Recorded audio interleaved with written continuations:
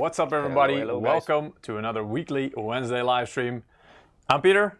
I'm Ja. There's Ja. He's not actually sitting next to me No, in the desk. Try touch me. We tried to make it look like that, but unfortunately, of course, we're still under social distancing. Yeah, social distancing. So we also try to do our best to do that. He is in the same room, but he's sitting about, I don't know, 10 meters away from me. Yeah, something like that. Like I can barely see you, but yeah, I kind of have to. He's behind a corner there. Anyway, so we try to make it look natural for you guys. Hope that works out. We tried our best. Exactly. Wow, it's been a while since I've been doing a stream. Actually, it's a couple of weeks ago. Yeah. Today we're going to be talking about the RX 5500 XT. So you might be wondering, and I've seen some people already asking in chat, why are we talking about this GPU? It's been out for, well, about half a year. You're right. Two reasons, basically. One, we didn't cover it before during a stream. And secondly, there are some relevant things, some tips and tricks we want to give you if you are considering having, or if you already have a rig with this card. That might be, well, you know, good to know for your build. So we want to give you some advice on that as well. And of course, we have a card here that we're going to do a bit of a teardown on and give you... Always nice. It's always nice indeed. And give you some gameplay examples and yeah. Also see if you guys have any questions about this GPU or yeah, this card. Yeah. Peter is the man for GPU, so... Yeah. Although, I mean, it feels weird because...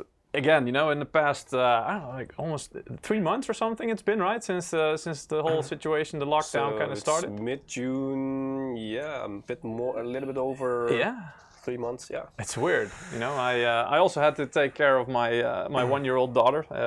My girlfriend works in healthcare, so obviously, you know, very tough. I had less time to work, so I was playing catch up most of the time. So yeah, getting back into the normal.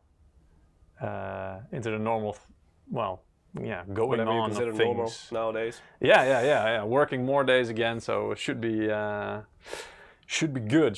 Feels good to be back at least. Yes, see some guys asking, is there a giveaway? Yes, of course there is. You know there is. I think it's behind me, right? Yeah, there we go. Right there. Steam code giveaway, $20. We've got multiple to give away today. Go to msi.com/2/insider or I think the link will be, or is being, yeah, there we go. The first one's already in the chat. Yes, all right. So, or you can go directly to the Gleam link spanned by our bot, which should take you directly to the giveaway. As always, the more actions you perform, the more chance you have to win. You only have to do it once per stream, and then you're in for the draw for the whole stream. And if you win, we'll send you the code as soon as possible, probably later this week, so you can spend it on whatever you want. $20 Steam, so it's pretty much, yeah, you can spend it on whatever you want. I wouldn't mind if I won it. No, exactly. It's one of the most useful things. Can't go wrong with that. Yeah, well, guys, geez. Yeah. Let me see. I think we're gonna have a good time today in the chat. Yeah, exactly. I see you guys, a lot of guys in the chat. Wow. I mean, I don't know if it's just me, but I think the last time I was doing a stream, I can't remember the chat being this active. So that's awesome, guys. Yeah. Keep it up. You stepped up. Yeah, exactly. It's getting good. So yeah, if you have any, can you shout me out, Setsuna? Yeah, of course I can. There you go. Yeah, if you guys have any questions during the stream, let me know. I'll try my best to answer it, or at least try to find some answer. Or I might just throw it to Ja. Yeah. People are already asking which card exactly are we going to show or tear down. Well, we'll get to that in a minute. Yeah. Actually, well, maybe I can already pull up the box. Here we go. Your wish has been fulfilled. Here we go. So this is the card I'm going to do a teardown on. It's the RX 5500 XT gaming model, so it's the non-X, this one. So it's the non-OC version. Though, in terms of technically the card and the heatsink and everything like that, it's identical to the gaming X version. So pretty much we are doing a teardown on a gaming X or gaming model later on. But that's for later, because first I just want to go into, you know, give some perspective. Give some perspective about the GPU, and you know, again, it's been like, I don't know, like 6 months. It was December last year that the 5500 XT launched. Yeah, I also, when I got back into, I was like, oh, wait a minute, what was it, the thing about this GPU again? So I also had to have a little bit of a refresh on it. So let's do that. Let's get right into it. So I prepared a couple of slides. I'll just go a little bit. No, actually, the other way. Here we go. I was going out of the screen there. So yeah, the 5500 XT. Well, here's a list of what it has. You know, 22 compute units, 1408 stream processors, and all that jazz. About 1700 megahertz game clock, up to 1845 boost clock. There are two versions, which we will get back to in a minute because that's relevant. There are a 4 gig and a 8 gig variant or model. They both use the same GDDR6 memory, also on the same speed. So the memory speed is 14 Gbps or gigabit per second. And it should amount to well, total board power of about 130 watts, which is, yeah, not that high for graphics cards, which again you will also see in terms of heat production. This card does not get that hot, so it's especially the gaming card that we have, because the cooling is excellent, which we will also show you. Some other things to point out: it is of course part of the AMD Radeon NAVI lineup, so it's 7 nanometer technology, which is part of why it is so very efficient. And also it supports PCIe 4.0, which also is a quite relevant point, which we will get to in a bit. Yeah, there were quite a few people asking about the performance already, 1080p, 4040p and stuff like that. Yeah. I believe we have well, some good stuff lined up. Yes, but let's go to the first slide. We'll go into more detail later, indeed. So we will show you a bit more, also compared to other AMD models, what kind, you know, what the performance is. But here's roughly, I mean, also how AMD puts it and presents it. Of course, you've got pretty much 3 cards in their lineup, right? You have the 5500 series, you have the 5600 series, and the 5700 series. So basically what they say is 5500, which also includes, of course, the XT, is for 1080p gaming. Then you have the 5600, it's also the XT, of course, which is the ultimate 1080p. I guess that's just, you know, their way of saying it's in between there, because the next card up, the 7500 series, is of course for 1440p gaming. So yeah, I mean, both the 5500 and 5600 are indeed quite capable of 1080p gaming, as you will see later on. Though it's no surprise, 5600, which is a bit more powerful, will of course get the job done a bit better. That's pretty much the gist of it. And especially when it comes to higher resolutions or AAA games which use very high resolution textures, for example, that's where you will also notice the difference between a 5500 and 5600 series. So that's pretty much it. And then we've got our flavors that we have. Here we go. We've pretty much got 2 flavors.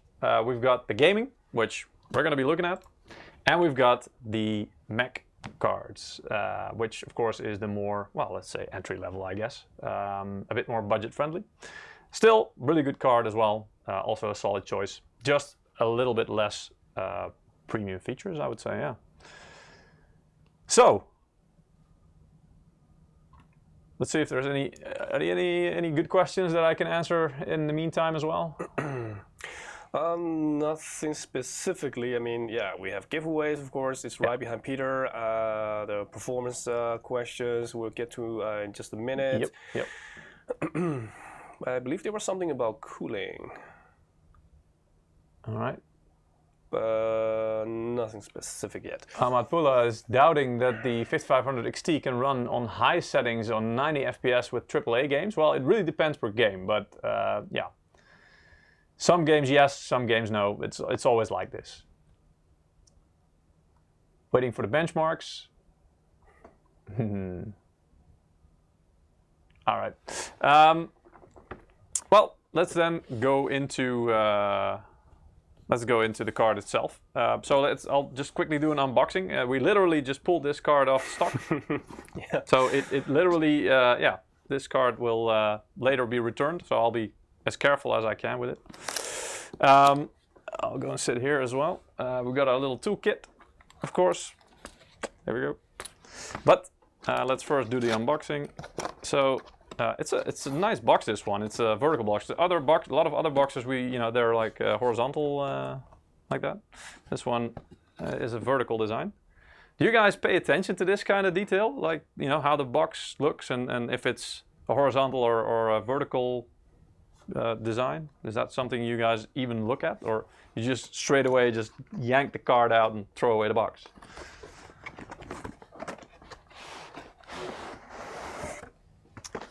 I see some people asking how much is it. The card was, well, the GPU was MSRP'd, which means its base price should be around $200. I'm not saying that some prices were ridiculously high at the moment, which could be, it's due to the whole pandemic situation, there could be some issues with supply.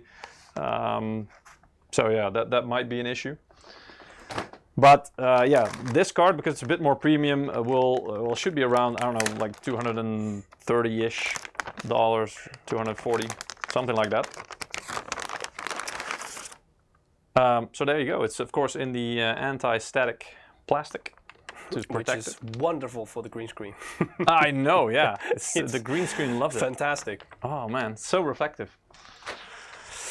So there it is. Oh, it still has the seal on there, brand new. Yeah, well, yeah, like I said, this one is ready to go, ready to be sold. So I'm not going to pull too much off of it, as in the stickers. So let's talk about the outside first. So this is the AMD gaming design from us, as you can see. So it's a bit more, it's a bit less aggressive, a bit more, I don't know, a different style, I would say. It's it's with all cards, right? It's a kind of love it or hate it deal. I really like this style as well. It's very clean.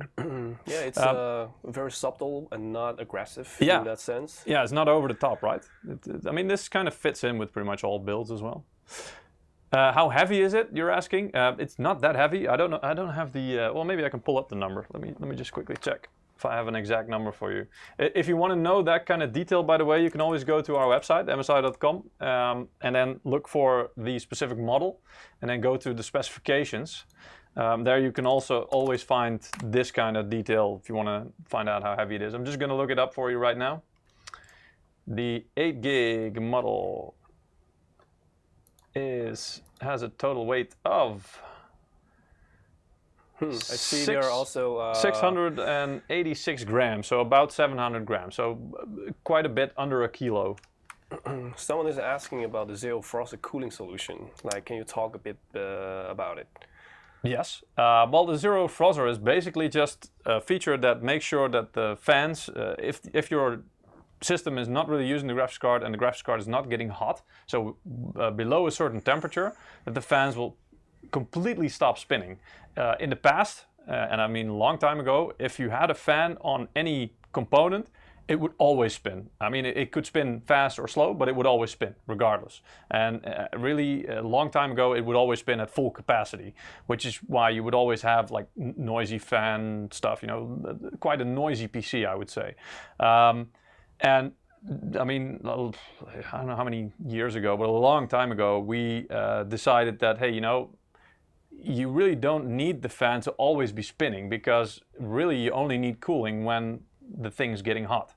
The graphics card as well, as long as you have airflow in your case, the graphics card, it has quite a powerful heatsink. So as long as you do have airflow in the case, the heatsink itself, without even the fan spinning, can actually get rid of a lot of heat already. So up until a certain point, you don't even need the fans to spin up. So why not have them stop completely until you reach a certain threshold temperature? And when it reaches that, then the fans can start spinning slowly. And as the temperature gets hotter, for example, so if you play a demanding game or benchmarking or doing whatever you do with the card, but as the temperature gets higher, then the fans will ramp up to, of course, make sure the card gets cooled sufficiently. That's pretty much the basis of zero frozzer. So in short, stops the fans when there's no need for cooling. So less noise. That's the benefit. You will see, by the way, this is in a lot of graphics cards the past years. This has become a standard. I think almost everybody uses some form of this technology. Some call it fan stop, 0 dB, whatever you want to call it. It's the same thing. It's basically stop the fans completely below a certain temperature. And I believe in the beginning we had people like saying, or people thinking that their GPUs were broken because the fans weren't spinning, right? Yes, yeah. I mean, usually what will happen is if you boot up your PC, the fans will probably just spin up for a few seconds. That's normal. And then after that, they will settle, depending on the temperature. They will either keep spinning or stop. But yeah, I mean, there were people, of course, who didn't know about this, who were, well, used to their fans always spinning. So they thought, hey, you know, my fan's not spinning. That's not good, right? So it must be broken. So we had people actually return the cards indeed, saying, hey, you know, the fans didn't spin, so I figured it was broken. But I mean, fair enough. It was a new feature back then. You know, not everybody knew about it. I think these days it's quite common. But that's also why we include. I mean, maybe you can go into the close-up view. Here you go. That's also why we include this sticker already for. I think we started from the 900 series. That's about 5.5 years ago or something like that, maybe more. 6 years ago, we started putting this sticker on there, which basically is to make people aware of the fact that, hey, you know, if your fans aren't spinning, that's okay. As long as they spin up when the card gets hot, because that's important. But it's okay if the fans are stopped, because it probably just means that your card doesn't need any cooling. But that's a feature. It's not broken. And fun fact, by the way, these stickers actually used to be too strong, as in the adhesive on it would be too strong. So if you would pull it off back then, it could actually, in some cases, pull on the fan in a way that it actually broke the fan. So, yeah, we in the end, when we discovered that and we got some feedback about that, I think it was fixed pretty quickly after that. So we made it a bit less strong. Still strong enough to stay on there in the box, but you know, not strong enough to actually damage the fan. So, yeah. Kind of outdid its purpose there, or maybe even ironically did break the fans in some cases where it was saying, if it's not spinning, it's not broken. Well, technically. So anyway, but this was way at the beginning in the 900 series that we, I think some cases the fan could get damaged, but for, I don't know, about 4 years already, this has not been 4.5 years or something ago. This was fixed, so it should not be an issue now. But it's a fun story. I always, when I discovered that, I was already working at MSI back then as well, and I really thought, you know, that was a facepalm moment. You know, when you think you make a sticker to tell people if the fan's not spinning, it's not broken, and the sticker can break the fan, so it's not spinning. Right. One of those moments. Anyway, glad we fixed that. Let's see if you have. How easy are the fans accessible to clean? DKP Drifter is asking. Well, it really depends on what you mean. I mean, we don't recommend that you take the fans off of it, but as you can see, I mean, I can very easily, if you take the card out of the PC, you can very easily just take the card. If you have a can of compressed air or something like that, it's very easy to just, you know, just blow air over it, or just clean it, or use a cloth, maybe microfiber cloth or something. Just don't use anything wet, because of course that can affect the electronics if you get drops on the card itself. So I would definitely not advise that. I also don't know what kind of dirt you expect to have on there. I mean, yes, some dust might gather there, or maybe some hairs if you have a pet, or if you are extremely hairy yourself, possible. But other than that, I mean, depending on your setup, I wouldn't expect there to be, like, I don't know, weird things in there, but you never know. You know, some food crumbles, stuff like that. I'm not. You don't have to feed it. You know, that's. So there shouldn't be any food stuff in there really. So if you can help it, kind of keep food away from it. Don't feed it. Maybe we should do another sticker for that. What do you think? Yeah, Like, so, don't- and also a sticker, you know, don't We use know water it's a and soap. monster, but don't feed it. You should feed it like games. Well, I think we just have the new slogan for the next generation. Yeah. It's a monster, but don't feed it. Don't feed the monster. All right, he's saying, thanks, Peter. Yeah, All right. maybe we should do a separate like YouTube channel or something. You know, Peter's GPU cleaning tips. I don't know. I'll definitely check it out. Yeah. Yeah. Maybe you can also live stream. Well, yeah, we could, but yeah, I don't know. Then you know we can't cut out the parts where stuff goes wrong. You know, if it's live, then Yeah. Yeah, there's quite some people asking about B550 motherboards, but we just want to say that we actually did do a live stream about that. So Yes. you know, if you're still interested after the live stream, you can just browse our MSI Insider playlist and you can find it there. yeah. I also see somebody asking 8 gigs or 4 gigs of this model, does it really make a difference? Yes, and we'll get to that after we do the close-up look for at this model. So we will get to that. And yes, it does make a difference. All right, so let's continue, because I think people are a bit, well, some people don't really like that we're talking about stickers too long. So let's quickly look at the I/O panel, of course. This is, when you take it out of the box, of course, it has these protectors on it to keep the dust out. You can leave them in if you want. You don't have to take them out. Just take the one out that one or more that you're using. This one has 3 display ports. I'm just going to take them all out here. Here we go. 3 display ports. Starting from this side. Here we go. And 1 HDMI. And I think these are the latest versions. Display port is, I think, 1.4. And then HDMI is 2.0 B or something. So it's the latest versions. Again, you can find that kind of detail on our website. That's what the spec sheets are for. Also, make sure to remove this little fella at the bottom. PCIe slot. Again, something I will get back to later on. The cooler, it has the Torx 3.0 fans, so the 3rd generation of Torx fans, which uses the 2 different style fan blades. If you follow this channel and you know our GPUs, this is, well, this should be standard for you.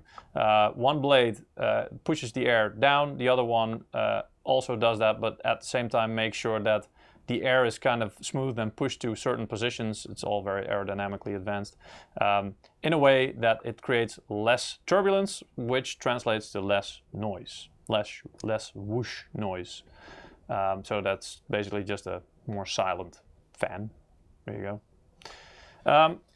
There is some LED, oh, should put it this way, here we go. There is some LED in here.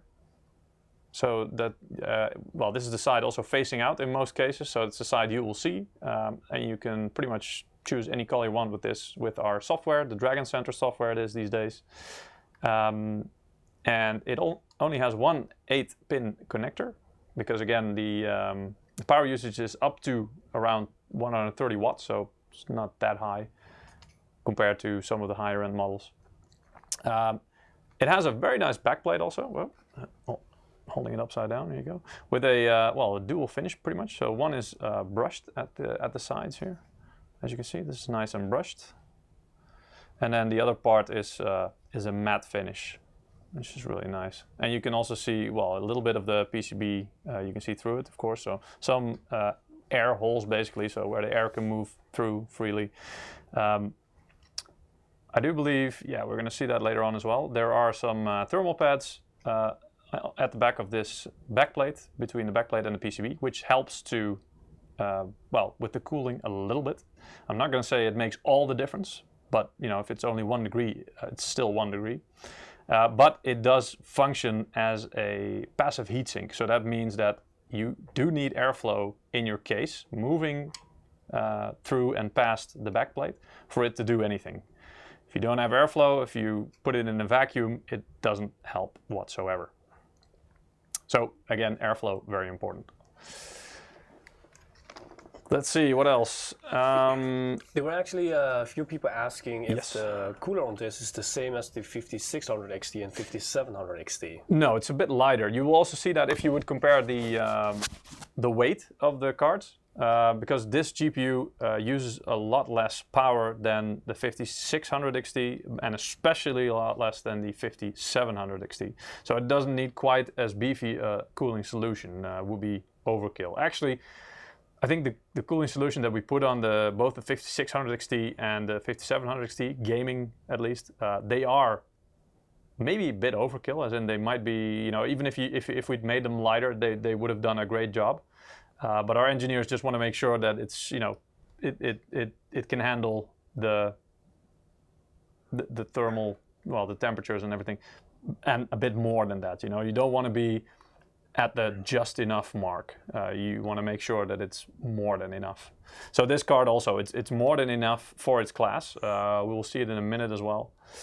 But yeah, it's very solid as well. One of the things that makes it solid, by the way, I mean, there's like literally no flex on this card. And one of the things, really the main thing that does that is also the anti-bending strip that starts here. This is a metal strip, which is attached to the I/O panel, which of course you screw into the case. So this is fixed to the case. And then on this side, it continues pretty much all the length of the card here. And this is quite thick. And then it's screwed through both the PCB and into the back plate. So you can see some of the screws around here. So yeah, that's one of the things that makes the card, well, the main thing really that makes the card, yeah, very sturdy. We also use this on the much heavier cards, and of course they are much more needed. For this one, yeah, it's pretty nice to have because you just make sure that there will be no sagging whatsoever. It's just not going to happen. So Random John is asking how many slots will it take? 2 slots? This one is pretty much, I think, 2 slots, yeah, if you look at it this way. As you can see, this is, well, the teeth at the bottom, basically, it can show you how many expansion slots it will take. So this is 1 and 2. And, well, to be honest, there's a little bit of an overshot of the plastic shroud on one side, so it will just use up a bit more than 2 slots, but pretty much 2 slots. It depends. If you want to put something in the very next slot and it's like it uses a full slot, then you might hit this part. But yeah, if you just something like a sound card or I don't know, some kind of other device in a PCIe slot that's quite thin, should be no problem to put it right next to the card as well. Just make sure that, because this is the side with the fans, of course, so you want to make sure that nothing is kind of protruding into that, because it would obviously mess or stop the fans. Some people asking about what is the minimum PSU for this. Also something that's on the website. I think for this one, I'm not sure. I'm just going to look at. Oh, here we go. But well, we say we always take into account not just the graphics card, of course, but the whole system. So pretty much to be safe, we say about a 450 watt power supply is as long as it's decent, should be easily enough to well, suit your needs for this one. All right. How long is this GPU? That's also a good idea. If you, for example, have a lot of builds with, and this card is actually quite good for that, I think, for small builds, small form factors as well. It's not that big, and it's also not that power hungry, so it doesn't quite output that much heat as well, which makes it suitable for smaller builds. This card is actually 247 millimeters long, so about 24. Well, no, exactly 24.7 centimeters. So it's actually not that long. And it's 47 millimeters thick, in case you were wondering that. So that's the space it takes in that way. All right, let's continue then. Let's get digging into the card. The moment I've all been waiting for. Here we go. It's been a while, guys, and I have to be careful because, again, you know, this card, well, the idea is that this card, it goes back into stock. So if you buy one of these cards, you might actually have a chance that you get this one. And if you do, then I hope it performs way above average. Yeah. Well, it's not usually how we do it, right? But today was an emergency. Yeah. Usually, I mean, we sometimes have samples laying around, but in this case, yeah, the samples were all at media for testing and stuff like that. So we had to come up with a solution because we still wanted to be able to show you guys all the good stuff. So. Yeah, maybe in the meantime you can do a winner. Yeah, I was just about to tell Fatih. Because I don't know how interesting it is. Giveaway. Yeah, I'm not sure how interesting it is to see me screwing around, literally. Well, guys, if you just joined and you missed on the giveaway, on the left side behind Peter, you can see the link to our giveaway, msi.com/2/insider. And if you have participated already, don't worry if you didn't win on the first try. There are going to be more drawings, and hey, maybe you'll win the next one. And the more action you perform when you visit the link, the more chance that you will have at winning one of these $20 Steam wallet codes. So I'm going to be drawing the first winner. Fully random. So let's see who the first winners of today. Well, Peter is all busy, unscrewing the card. Hope I don't screw this up. We have the first winner, and his nickname is Atom Breacher. Ooh, congratulations. Very scientific. Yes, congratulations, my dude. Congratulations, Atom Breacher. Hope you're gonna have fun with it. We'll make sure to get this to you in the coming days. So, to the rest of you guys, if you haven't won anything yet, just, don't give up. There's going to be more throughout the stream, so good luck on the next ones. Yeah. All right, so I've pretty much taken all the screws out. By the way, a question we get a lot of times is there's a little sticker that says warranty void. I'm not sure if maybe I can show you guys that.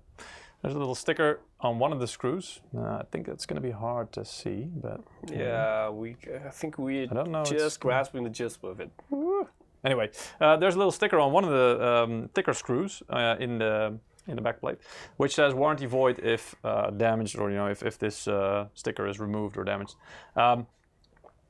Obviously, that's not really how it works. It doesn't instantly void your warranty if you were to do this, what I'm doing.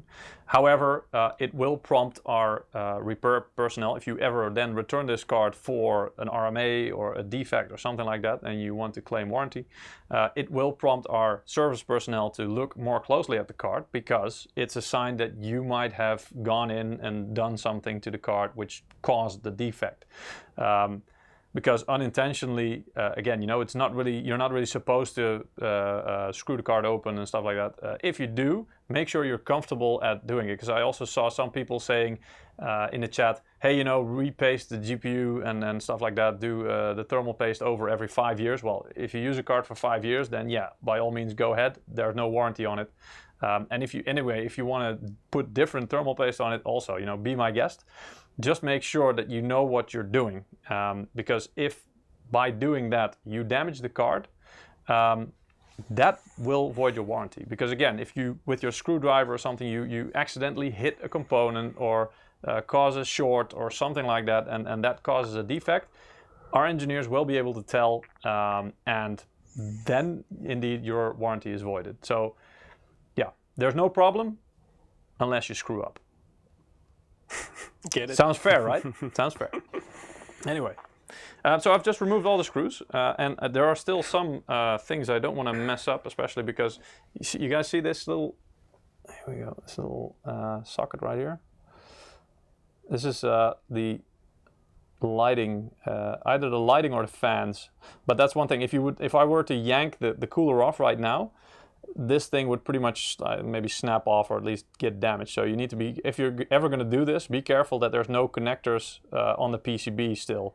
So make sure that everything is safely and carefully pulled out. Also, never pull these things out by the threads. Don't do that. They're not fixed that firmly. So if you're going to do this, just carefully make sure that I'm going to see if I can do that right now. Just carefully make sure you pull it out by the plastic lid and not the cables. Because again, they're not really supposed to carry that kind of load. Wait. So I'm really trying to do this carefully. Oh man. You know, a set of tweezers would have been nice for this. And maybe I even have them. But No worries, we have time. yeah, I'm just. Otherwise, I'll be the errand boy. Yeah, I'm just wiggling it. There we go. Very, very slowly and carefully. So there you go. You can see, by the way. So I disconnected it and very carefully pull it out. And also, again, you know, if you're going to then reassemble the card, always make sure to replug it in, because it's either the fans or the lighting. And you know, the lighting you might be able to live without, but the fans, I can guarantee you, that's going to bite you in the ass if you don't reconnect it. All right. So you can already hear now that I've pulled out some of the, the screws basically, that there are parts that are a bit loose, which were not. So let's start with the back plate. Just carefully pull it off, because it's fixed with these thermal pads, which also kind of stick, so they're sticky. So I need to be careful. Here we go. And here's the back side of the back plate. The shiny part is reflecting the rest of the room. The shiny part is basically a coating that's meant to prevent shorting. So it's actually, will not allow the PCB or any component that accidentally would hit it to make contact to the metal and short it out. And you can see the cutouts here, basically, where you can see the metal. That's where the thermal pads are located. None of them is stuck to the backplate, by the way, so I will quickly show you where they are. And there we go. So as you can see, there's one here at the bottom of the VRM, or the power components. And of course, the rest are located at the bottom side of the memory modules, because those will be here on the other side of the PCB. As you can tell, there's none at the bottom of the GPU.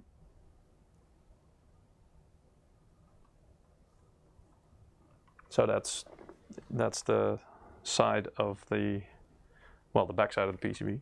And let's see if I can pull the cooler off like this. I don't think I have to remove any other screws to do that. I think I just have to carefully wiggle it and see if it comes off. Because again, this is also, there is thermal paste, and there is, here we go, some other stuff. Ah, look. Be careful, Peter. All right, so as you can see, there's still one connector there. And this one is actually for the lighting. Now I can see it. So the other one, the white one that I just removed earlier, that one was for the fan duty, or fans. This one is for the LEDs. So I'll just really carefully lay this thing down and see if I can disconnect this one. There we go. Yep. All right. All done. So it's not all that hard if you really have to. So this is the bottom of the heatsink, and as you can see, here is also a row of thermal pads here. Those will be located on this side of the PCB. There's a row of chokes here, as you can see. So this is also a VRM, the power components. And then the other gray thermal pads you can see here, that's where the memory modules are. And this is an 8 gig model, if I'm correct. Let me just quickly check that on the box. I think it is. So that means that all of these would be 2 gig modules, or would have to be. Yeah, this is an 8 gig model. So that means that below these thermal pads, there will be, each of them will be a 2 gig memory, GDDR6 memory module. And here is what I told you. This is the anti-bending plate. And as you can see, it's actually quite thick, and it covers quite a bit of the PCB here as well. And it goes down here as well. And then onto the I/O cover here. So this is where the card gets a lot of its structural strength from, and all of these screws, because this now it's actually quite loose. So you can, as you can see, I could pull it off. I'm not going to do that because it's still fixed with these screws here to the I/O panel. But I could just normally if I would unscrew that, I could just pull it off, and you would have a bare PCB. But I think for this purpose, I think it's clear to show you guys what that looks like, right?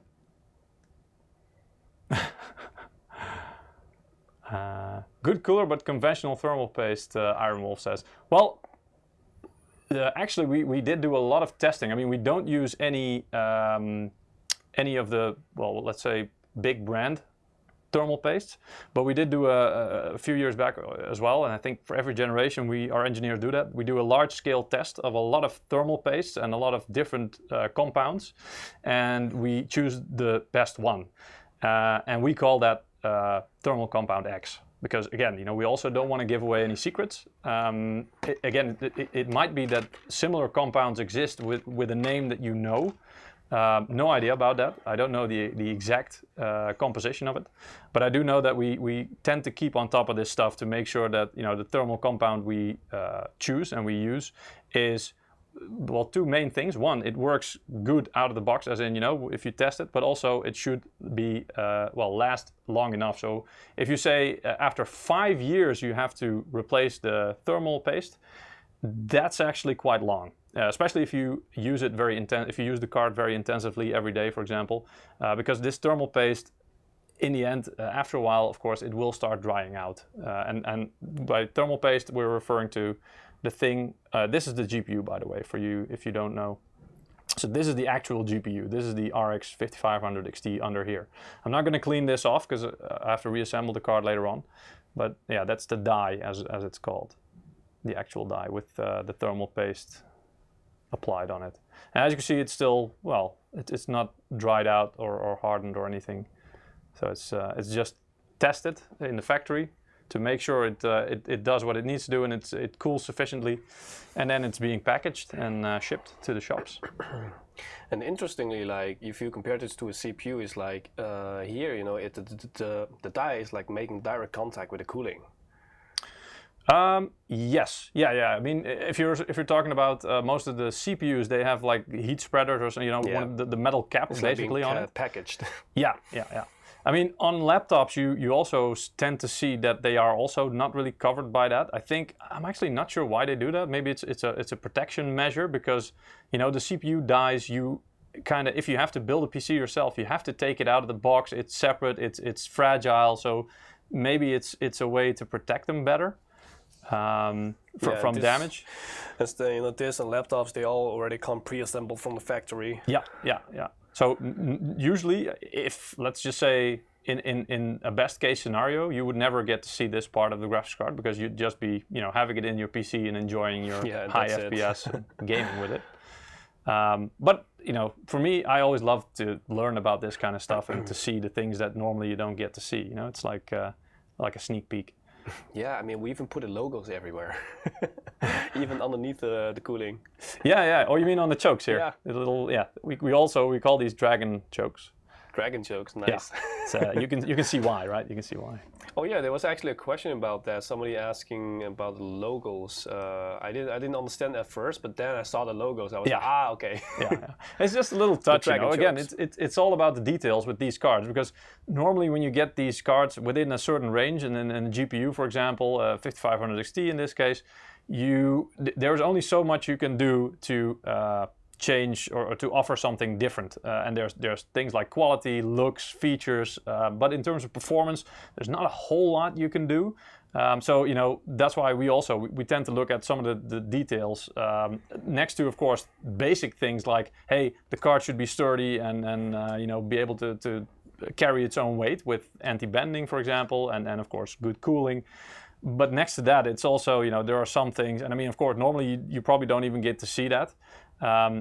But it's also part of our what used to be called, I think we called it military class a long time ago. Basically, our components are being selected for a very high quality level, and that's what this is a part of. And also that when we stamp our logo on something, you want to be able to be proud of it. So this should be. And I know I've seen the test results of these cards, and it's solid. It's really good. And people are asking about numbers and benchmarks. We'll get to that in just a minute. Right. So that's pretty much the card itself. Oh, maybe one thing I can point out. I'm not sure. Maybe this is too technical for you guys. Basically, also a little thing that's extra security underneath the. Here's the 8-pin connector, the power connector, and just underneath that here.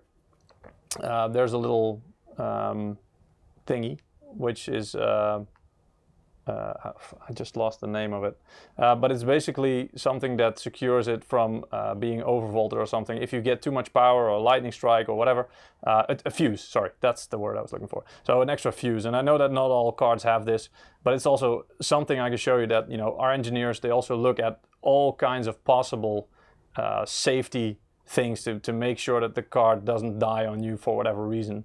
Also, our PCBs, I think pretty much all of them are treated for anti-static stuff. So I don't recommend it, but if you would have to touch your card when it's on, for example, or it used to be a thing when if you are statically charged, you know, you'd have to wear a static bracelet if you're assembling your PC, because if you would touch a component and you were statically charged, it could actually damage your component.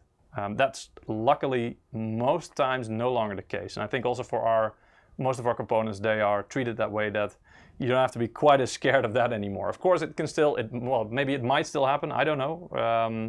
I know that I think it was the end of last year. We had some videos of Mike and Eric trotting around our HQ, and they actually had a room where they did the static electricity tests. That was also quite cool to see. You know, they had like a gun which would simulate static electricity, so they would hold it to a product and then let it do the static electricity discharge, and then see if it would still work. Is that fuse replaceable? That's a good question. I don't think you're supposed to, but if you know what you're doing, I think a lot of things can be replaceable. But again, it's probably not something you typically want to look at. Also because it's really, really tiny. So you don't have, you know, if you don't have really small tools and a magnifying glass or something like that to help you out, you're probably going to have a really hard time to do any of that. But hey, you know, if you have a broken card and you want to try and fix it, then why not? Yeah, and it's out of warranty, then you know you can always try it. Mess around with it. All right, let's just have a last look at the cooler itself, because that's also one of the things. As you can see, there's the main components. There are the heat pipes, which job it is to transfer the heat from the middle area where they all converge all the way across the fins, basically for dispersion. And you've got this plate in the middle, which is the GPU base plate, which also I think, yep, this also covers the memory modules. So there, maybe you can see it a little. There are like these corners also stamped in, which is where the memory modules are at these places. So this covers both the GPU and the memory modules. Basically what this is it's a nickel-plated copper base plate. Copper, because of course it conducts heat really, really well. It catches it basically, and then it spreads it along the surface area of the whole cooling. So that's one of the reasons why it works very well. Yeah, other than that, and I mean, let's see, there's 1, 2, 3, 4, 5. Even for a 5500 XT, which isn't the most power-hungry card in the world, there's 5. 5 heat pipes in this thing, which is quite good. Yeah. All right. If you have any questions about this, let me know. But I think now, yeah, I'll just put it down here. I'll reassemble it later, I promise. And yeah, I hope you guys enjoy when we do this kind of thing. When we disassemble some of our products to show you kind of, you know, on the inside what it looks like, and kind of what makes it work and what makes it so good. Also gonna take a sip of water because I can hear my voice breaking up a bit. Hey, I see Edwin is back. Hello. Why, he's asking, these all of the good questions, right? Why is it when a graphics card is broken, the heat gun or oven method is sometimes working? I think the key there is sometimes. Right? We really just stick. It's a lottery. It really depends on, if I understand it correctly, I've seen it a couple of times, never done it. But the idea there is that at some point, perhaps one of the components can get loose, which is normally soldered on there. And there's the thing called ball soldering, I think it is, which is basically they put like balls of solder, which is the material that melts basically and connects it to the PCB or whatever it needs to connect to. And then the component is being placed on top of that. Heat is applied, which makes the material melt, and that connects everything together. Sometimes it can happen that maybe even from the factory this process didn't work well. It should be that during quality control that those models are already being taken out and fixed basically.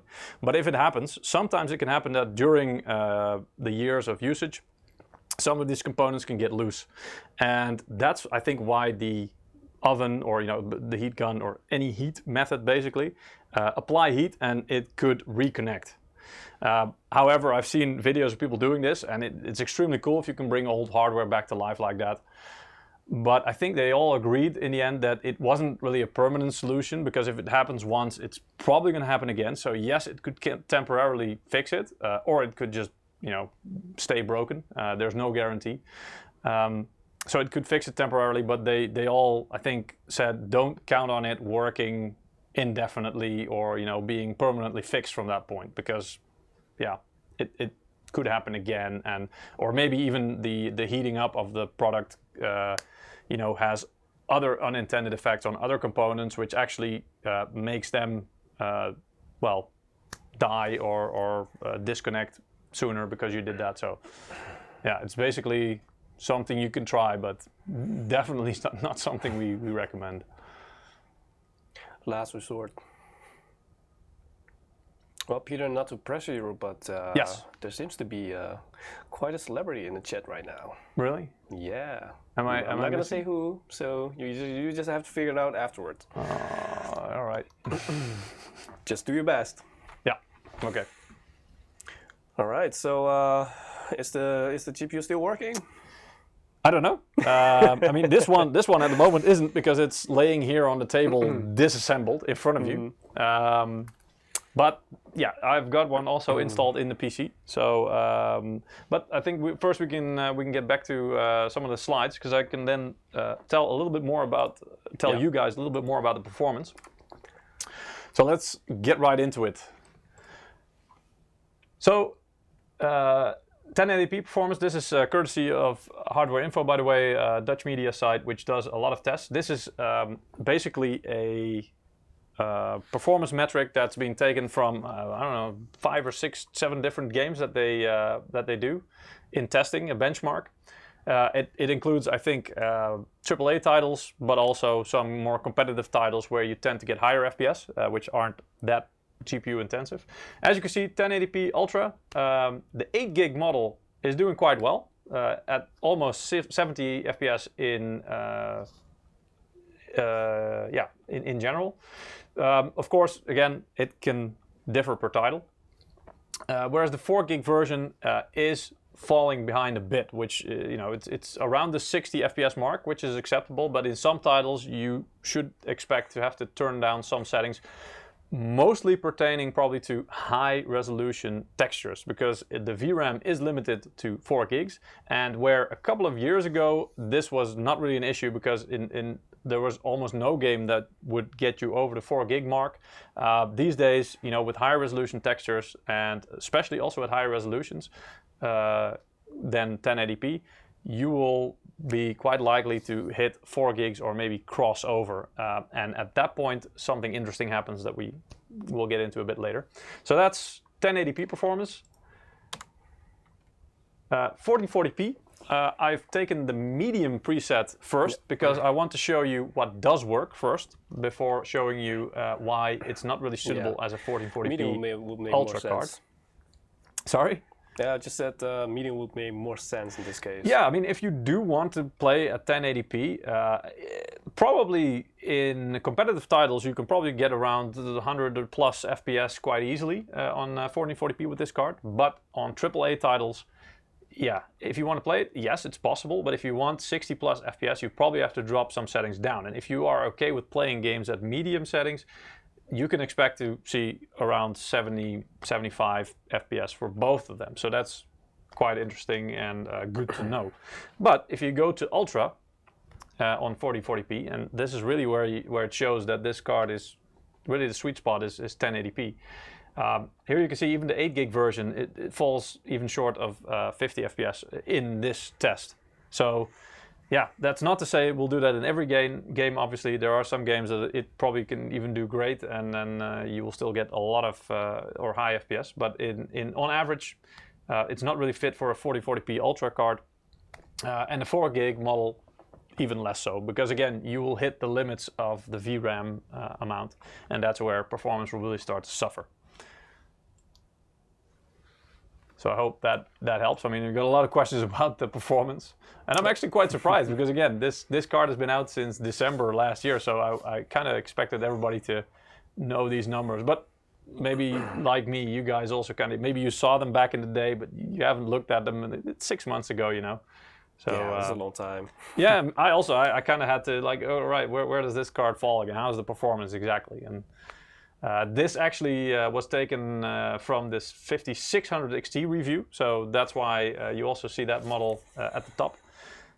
So also that's, I think, one of the most recent reviews they did, so I wanted to make sure we had the most recent comparison with all the GPUs and also the same drivers. Let's see, we have some other questions. Oh, this one's actually quite fun, and one that actually is something that we kind of touches on our job, the Nutty Hyper 1. I have an odd question. Why does MSI not use names like Tomahawk, for example, in the GPU line, since Tomahawk name seems to be a hit on motherboards? It's a very good question, and you know, it's one that we have been looking into. Like, you know, is that possible? Like, can we do that? But if you look at a typical motherboard lineup, if you have a chipset like B550 now, you have such a diverse range of models, and every one of them is, you know, completely different from the next. And if you compare that to a typical GPU or graphics card lineup, you tend to have, I don't know, a couple of series depending on if it's a high-end or low-end GPU, but yeah, you tend to have a typical, so it doesn't really scale the same way basically, and it's hard to match up. Also, if you want to create like a logical pairing up, so if you would have, I don't know, like a Tomahawk graphics card and a Tomahawk motherboard, that's the perfect match together. For a motherboard, I mean, the chipset of the motherboard, of course, that decides a bit of the performance, but it depends even more what kind of CPU you put in there. So it wouldn't make sense to, I don't know, put a 7500 XT with a very low-end a Ryzen 3 or something. You know, that kind of, it's not really the combination that you might be looking for. But within 5700 XT, you would still have both entry-level and higher-end. So models, I mean. So it's difficult to make a comparison that way. It's really hard to match that up. But it is a very valid question, and one that we have also been looking into, like, hey, can we do this? Another thing is that you will notice that most of the times the launch or release of motherboard platforms, be it, well, no, it's always chipset basically. So the motherboard chipsets and graphics card GPUs or generations, or however you want to call it, they never, well, maybe not never, but almost never align. It's very rare for them to happen at the same time. So, and if you're developing products, you know, usually there's a lead time of months for that we are working. You know, our engineers, our marketing people, everybody is working on these products to develop them, leading up to a launch. So that means that you don't really have a chance 6 months before one launch, where another launch might be 2 or 3 months after that. But yeah, it's very hard to sync up that way. So it's interesting, but it's really difficult to do that. Yeah.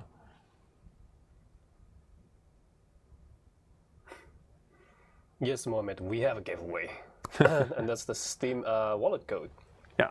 Oh, maybe we can do one if you want. Yeah, indeed, it's about time again. Yep. So let's see, guys. Who shall be the next winner? Well, if you haven't participated yet, just wait for the link to be dropped in the chat or go to msi.com/2/insider and you'll still have a chance of winning one of the Steam wallet codes, because I'm pretty sure there are more to come. Yes, there are. Let's see who the next winner is. And we can also give Peter a bit of a drinking pause. Yeah. So the next winner is, well, give me a second. Huzaifa. Huzaifa. Yeah. Congratulations. Seems like Huzaifa is the next winner, so try to pronounce it correctly. So it's H-U, so Huzaifa, I think. Congratulations. And, well, the link is right there, so like I said, if you haven't participated yet, just go to the link right there and you can still win one of the codes. And if you haven't won yet and you already participated, don't worry, you're still in the drawing pool, so maybe you'll be the next winner. Stick with it, you might win. Indeed. Keep All right. believing. So then let's get back to it. So we just covered the performance. It's still on the screen. This is the 1440p Ultra. However, the next thing I want to show you is one of the questions that was asked before as well. How much different does it make if you have a 4 gig or an 8 gig model? This kind of answers part of that question. So AMD themselves also say, you know, the 8 gig model will give you better performance in a lot of games, especially on the higher settings. So you can see Borderlands 3 high setting, Call of Duty Modern Warfare ultra setting, Forza Horizon 4 ultra setting, Tom Clancy's Ghost Recon Breakpoint very high setting. So it's all the settings where basically you get also the higher resolution textures. And of course, that's where the VRAM starts to matter more. Also on a higher resolution. This was, I think, done on 1080p, if I'm not mistaken. I can't see it quite. No, I don't think I see it here. But I'm assuming this is at 1080p. But still, even at 1080p these days, you know, the newer games, they will be offering, especially on the ultra settings, high resolution texture packs. And for that, you do require more VRAM and fast VRAM. And even though the 4 gig version has the GDDR6, exactly the same speed of VRAM that the 8 gig model has, it simply at some point, it will probably not have enough. And what happens then is, it doesn't mean that the game crashes or something, but what happens then is your graphics card will then try to use the RAM memory, so the DDR probably 4 modules that you have in your motherboard, to kind of borrow memory from your motherboard. The point and why this is significant is that you will notice that, because once it starts doing that, the speed of the memory on your motherboard is, well, let's just say a lot less fast than when it can use the memory on your graphics card. So basically what you will notice is a dip in performance. Once you go over the threshold of 4 gigs and it has to use the RAM memory on your motherboard, you will notice a hit in performance. So that's also what you want to avoid. However, there's still a difference, because if you do that and you have a motherboard which has PCIe 3.0, the performance hit will be more significant and, you know, bigger, as in you will get lower FPS, than if your motherboard has PCIe 4.0. Simply because the PCIe 4.0 allows for more throughput of data. So that is significant if you're looking into that. And where at the time of launching the RX 5500 XT, the only motherboard platform that supported PCIe 4.0 was the X570 motherboards, which weren't the cheapest or entry level. They were actually, you know, a bit higher up. So it was a bit of a strange matchup if you would choose an RX 5500 XT, which, well, is the entry level NAVI GPU. It doesn't really make that much sense that you would buy a much higher end motherboard. I mean, you could, of course, and then maybe later upgrade your GPU, but it's not the most natural of matchups. But now with the B550 lineup coming out, those ones are much more accessible for your budget as well.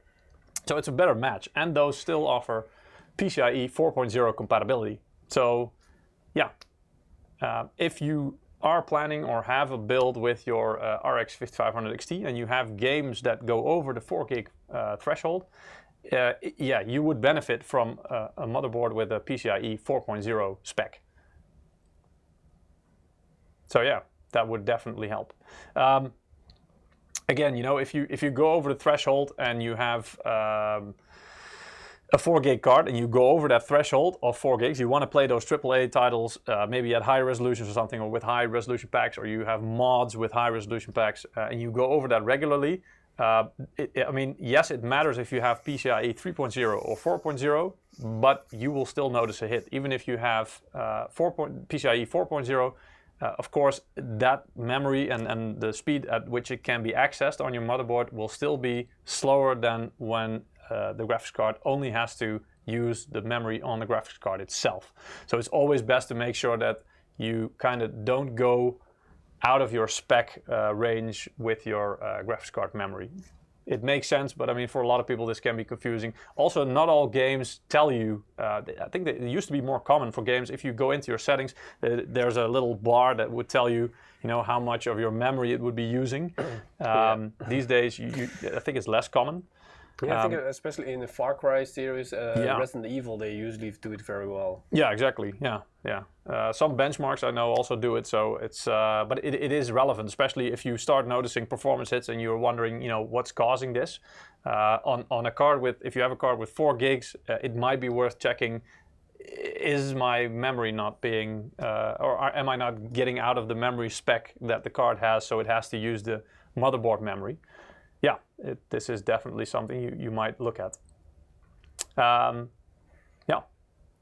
So this is something I did want to share with you guys. Again, you know, it's something that if you are buying or planning to get this card and you want to get the 4 gig version, or maybe you don't have another choice but the 4 gig version, something to keep in mind and make sure you, you make the right choice.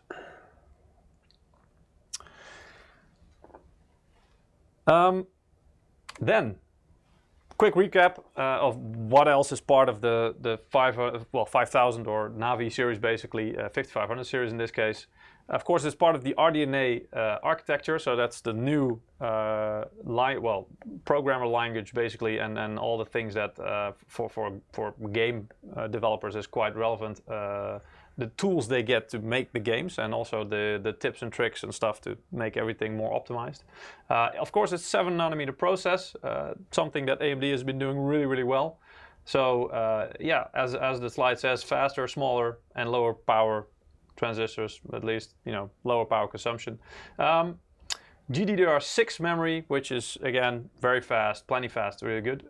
PCIe 4 support, which is important if you have a 4 gig version, and also really matches up well with their motherboard lineup.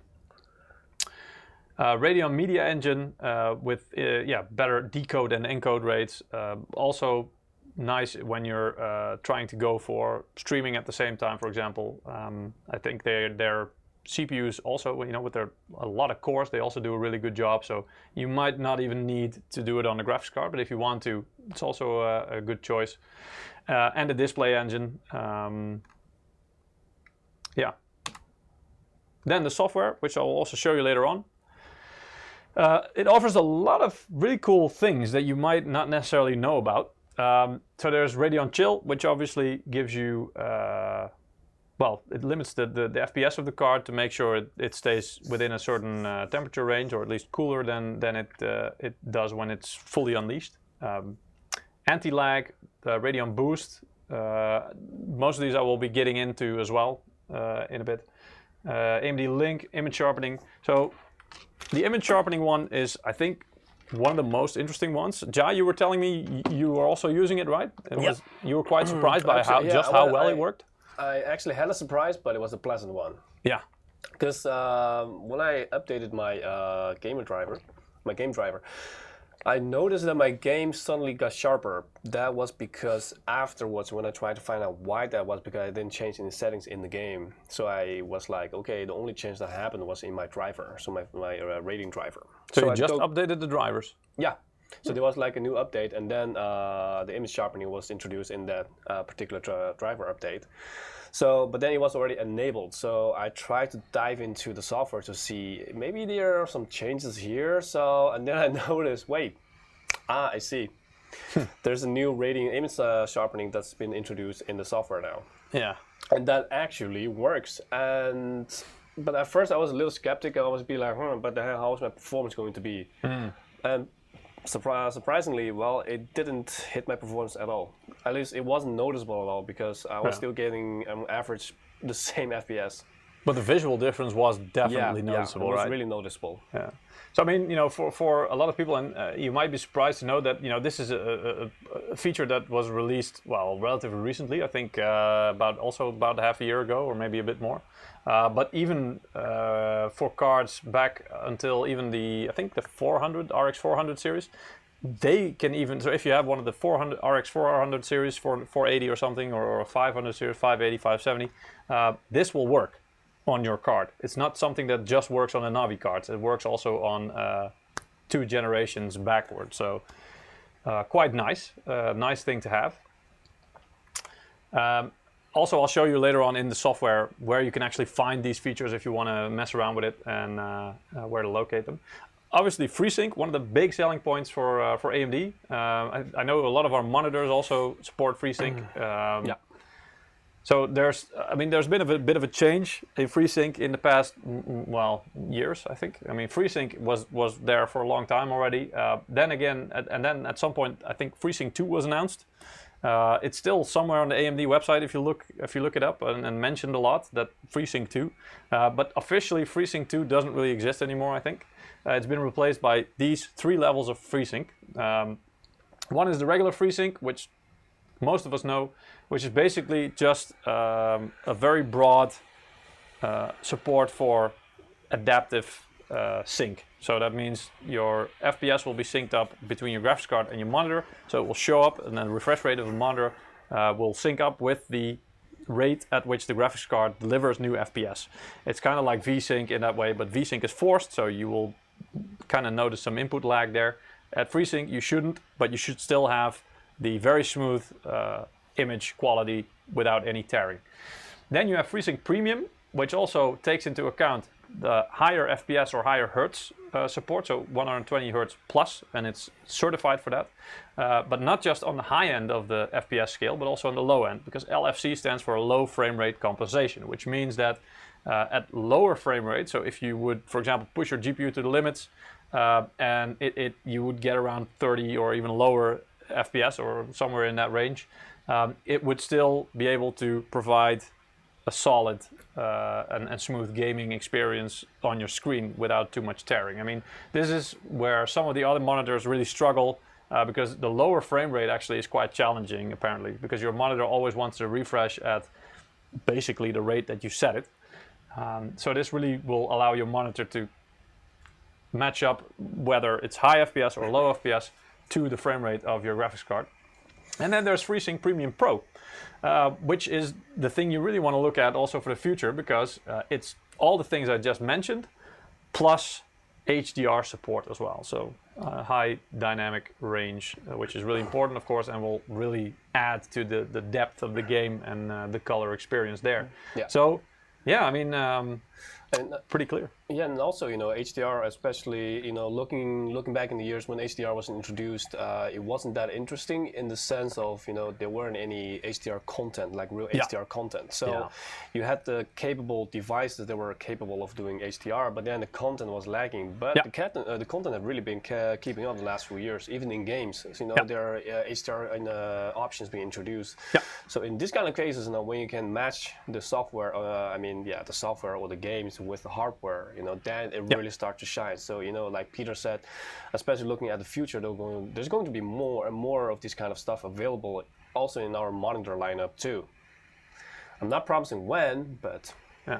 I also see Burazakun, I hope I'm pronouncing that right. If not, please forgive me. Indeed, Freesync 2 HDR is what it was called, and that is now Freesync Premium Pro.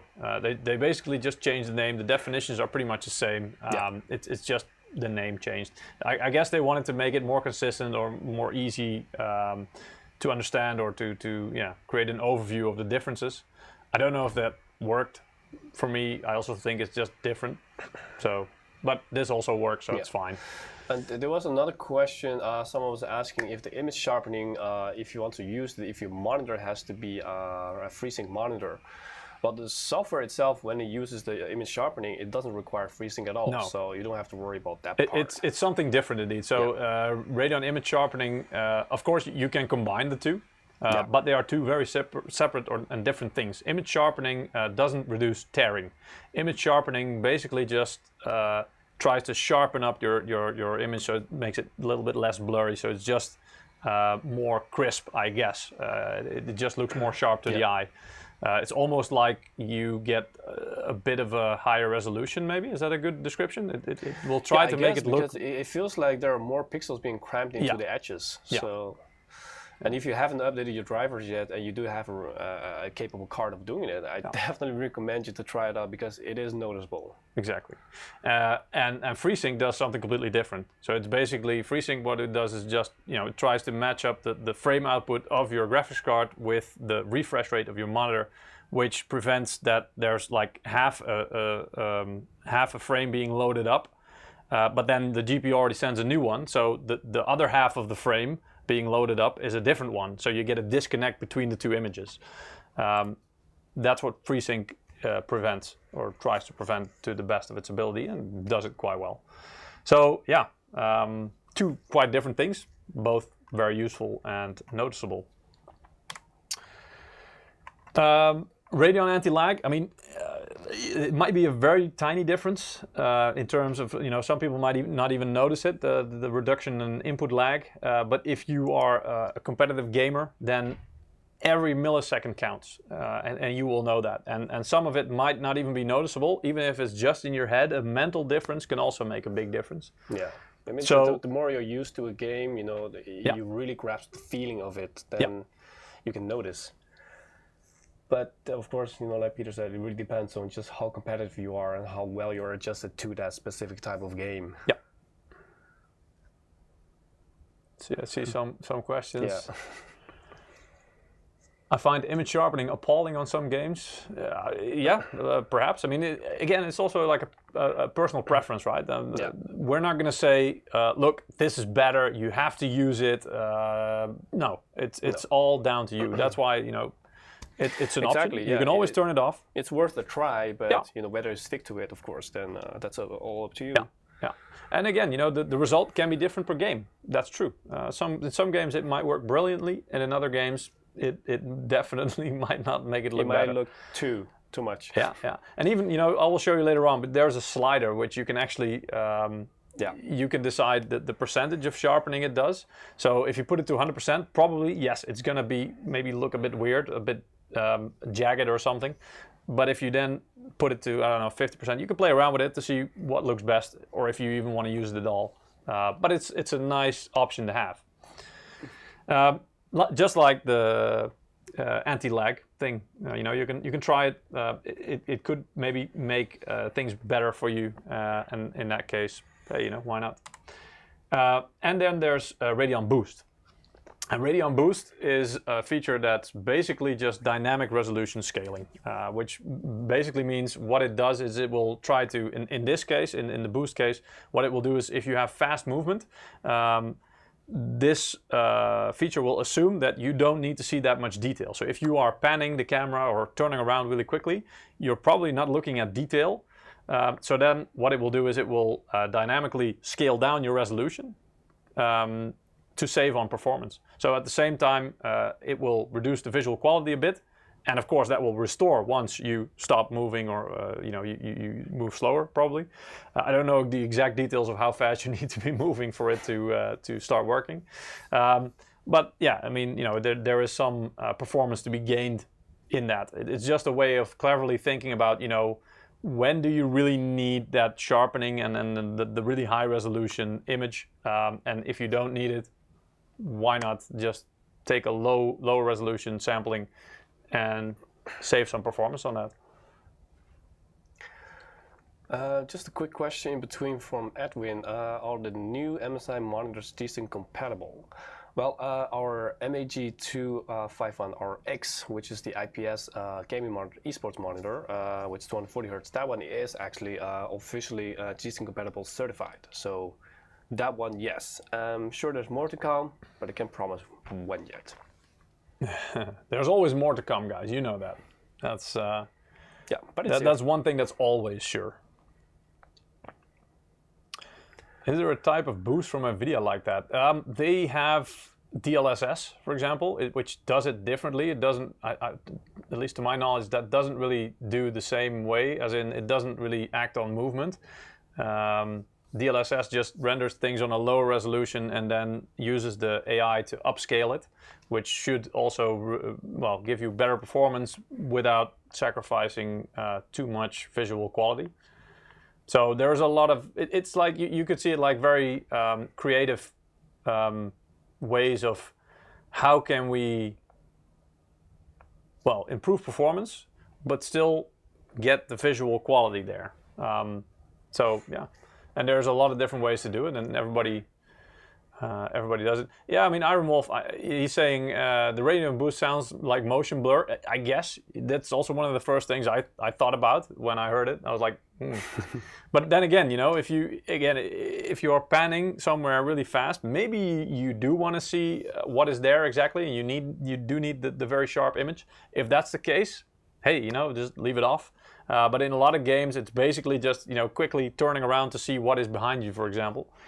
In that case, you don't really need to see very sharply what is there while you are in the turn. So, yeah, you know, it's something you could try. If you don't like it, also something you could turn off. And that's actually what we're going to look at now. So let's see. There's the Radeon software. So if you download that, it's the Radeon Adrenaline software. I actually have Afterburner still running as well. Yeah, let's turn it off. So here's the Radeon software. When you get into it, this is what it looks like. It looks pretty sweet to me. I'm always quite impressed at how good this looks. So there's updates available apparently. Didn't I update? I don't know. I thought I had the latest driver. Apparently not. So quick. yeah. But you have a lot of tabs that you can do things. So gaming obviously focuses on your games, and it will tell you which games you have, some of which you might have to add manually. And then either it optimizes it automatically for you, or it will give you suggestions, or you can, like Valorant, which I'm gonna show you a bit later on. You can basically tune the game performance, and per feature, basically you can choose, do I want it, yes or no. So here, for example, the anti-lag is enabled. You can also disable it, like so, very easy. Radeon Chill, obviously, if you are going to play a high FPS game like Valorant, you don't want to disable this probably. And the image sharpening, which, as you can see here, you can either turn it off and on, and even if you turn it on, you have this slider where you can just go all the way from 10% to 100%. I don't know if it was standard that it was on 80%, no idea. And there's some other things here, like, well, the enhanced sync. I'm not sure I can try this, but I didn't really. The thing is, if you have a high FPS game, you're less likely to notice tearing, in my experience. So it's not really that much of a thing to use in Valorant, for example, where, well, we should be getting plenty of FPS, let's put it that way. Because I'm playing this on a 1080p monitor, or I'm going to be playing this on a 1080p monitor. It's the MEG, as you can see here, the MEG 251RX on a display port with the Radeon 5500 XT. Quite a few people are saying, look how far AMD has come. Yeah, I know, right? Yeah. Definitely. I mean, they really have introduced like useful features. Yeah. Well, not just useful, not but just also interface. The way it's presented. It looks, you know, it used to be a bit more messy, I guess, in my experience. I always thought, you know, AMD, they make great products, but their software is so-so. But they really stepped up, I think. I still remember there were a lot of people, I don't know, complaining or reporting that, you know, some features weren't working correctly. Not sure if that's been fixed already. But you know, it takes time to make these things and make everything work. I mean, it doesn't just happen overnight, but there's definitely a lot of improvement going on, and that's always good. That's what we like to see. So there's games, there's media, so also things for example, you can, you know, media and capture. You can probably create new media. I don't know if this is more capturing, probably, or if this is settings for, you know, if you want to watch movies that you can also enable some content. Not 100% sure. And compatibility, it will try to tell you for the games that you have, or at least are in the list here, which ones are fully compatible with the hardware that you have, or the GPU and the CPU, the hardware that they recommend. And of course they will recommend the highest possible spec. Because why not, you know? we would all love that. Yeah, streaming. We will actually get back into this part in a few weeks, because we actually have a stream. We're planning a stream, at least, that me and Ja are going to build a streaming PC during the stream. And then from that PC that we build live, we are also going to start a stream, a game stream, which you will be able then to view live during our stream. So kind of streamception there. But basically just to show you how it's done, and also how that specific setup that we're going to build, how that handles the streaming part and gaming at the same time and all that kind of stuff. So that's actually when we're also going to be going into this part a bit more. And of course then you have performance, which is also quite nice. So you get, of course, the metrics, which is basically just something that tells you what is my hardware doing currently. Surprisingly, it's quite... yeah, there's quite a lot of information there. Usually I always use Afterburner for this. You can also have the metrics overlay, which is kind of like an OSD, on-screen display, which I'm not sure if this will work in the game. We might be able to test that. But yeah, it will give you just an overlay, so you can, even though you're gaming or whatever you're doing, you can still keep an eye on your hardware. Yeah, very useful. It's something that, again, you know, Afterburner has had for a long time, and something I always recommend for people who, especially if they're trying to figure out what is bottlenecking my PC. If something is hindering their performance, or something, you know, that you think system's not quite doing what it needs to do, then this is a very useful tool to figure out what is causing issues, and what might need an update, or, well, at least what you need to look into. You can also do tuning in here, which is quite cool. Actually, I'm going to just turn the metrics off for a minute so it doesn't get in the way. Tuning. And there's a lot of things you can tune. So normally this is set to automatic, as you can see, and then you can, basically there's auto tuning, which is, you can set to default, which is just whatever it's in. Undervolt the GPU, overclock the GPU, and overclock the VRAM. It's quite easy. I guess this is just an automatic thing that you can click, and it will just undervolt the GPU or overclock it, or my favorite, manual, of course, because we do overclocking usually the manual way. Then you do have to enable, because these are normally disabled if you go in here the first time, I think. So you have to manually enable each of these components here. But as you can see, you can very easily just up the power limit, something you can also do in Afterburner usually.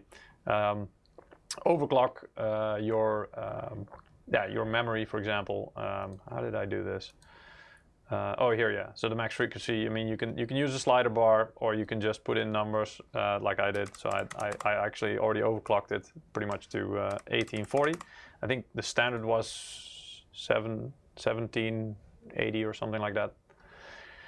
But it's very easy. And then, of course, you know, like with all overclocking, you kind of need to test for stability, see if that works. But also the GPU frequency, you can keep an eye on the voltage, the clock speeds, the voltage frequency curve, as we've also seen in Afterburner a lot of times. And by clicking on this little arrow thingy here, fine-tuning controls, and here also fine-tuning controls. This is the fan speed, so you can set it for certain points. So at this temperature, the fans need to be spinning at this percentage of their speed, for example. That's what this does. And as you can see at the moment, it's it's not a curve at all. It's a flat line. It's basically saying, hey, you know, at any degree, just spin at 35%. I'm not sure if Zero Frozer will take over, actually. I mean, I can see if I can mess around with this. Let's see, fan speed 0. I don't know if it will accept 0, but let's see. No, so 35 at this point is the minimum. As you can see, current temperature is 33, 34 degrees. Junction temperature is kind of the highest temperature on the card, with a fan speed of, well, this is 35%. And it's about 1600 50 RPM. I don't hear the card. It's completely silent to me. Yeah. So here may be an interesting question that others might also be wondering. Edwin was asking, like, how can you know when an overclock is safe? So I presume that he means like when a specific type of setting or a specific type of 20% overclock, yes. for example. How do you know if that's safe? We've done, I think, I mean, there's a lot of information to unpack there, but it comes down to if you change the setting, an overclock, a clock speed, basically what you want to do is you want to run a benchmark, any benchmark, or it could be a game, just to test, is this, will this run stable, or is this going to crash at any point? And I mean, it used to be, and it's still recommended, I think, to do, not just 5 or 10 minutes testing, but, an hour or something. I don't know many people that have that much time for it. I know I certainly never really did that. Yeah, me too. I also took some risks. Yeah, so basically I would do some stability testing, which basically means, you can download free benchmarks like Unigen superposition. I can show it if you want. I also tried it here.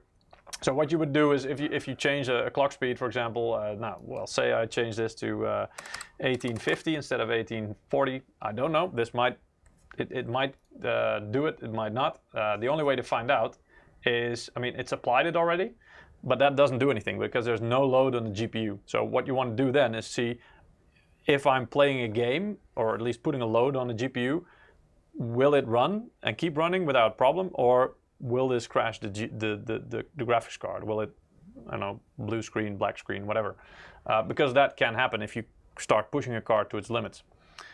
There's no real danger in this anymore as long as you do it through the software provided, either, for example, MSI Afterburner, or the software by Radeon, by AMD. Because the worst thing that will happen is basically the card will crash. You will get a black screen or something, and it will kind of reset to the default values, and the display driver will need to kind of restart itself, but it won't break the card, or it shouldn't at least. So there's not really that much risk in it. And what you would then do to test is it stable or not is just take a benchmark like this, choose a setting, performance, for example, or stress test. Also, you actually need the advanced edition for that, not free. But performance, for example, and you take a setting like so, and here also you can see the VRAM, little VRAM indicator, which tells you how much it should use. 8K optimized, for example, is way too much. Actually, this is the 8 gig version, so it should be able to do it, but it's a 5500 XT, so I'm not sure.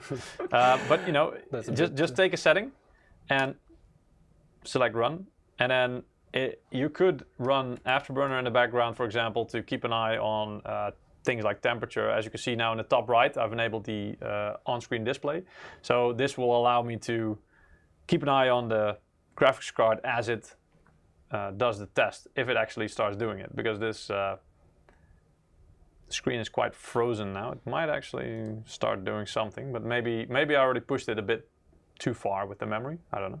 No, actually, here we go. So as you can see, the memory clock speed is still set at the top here, at 1850 megahertz. Oh, my mouse just disappeared.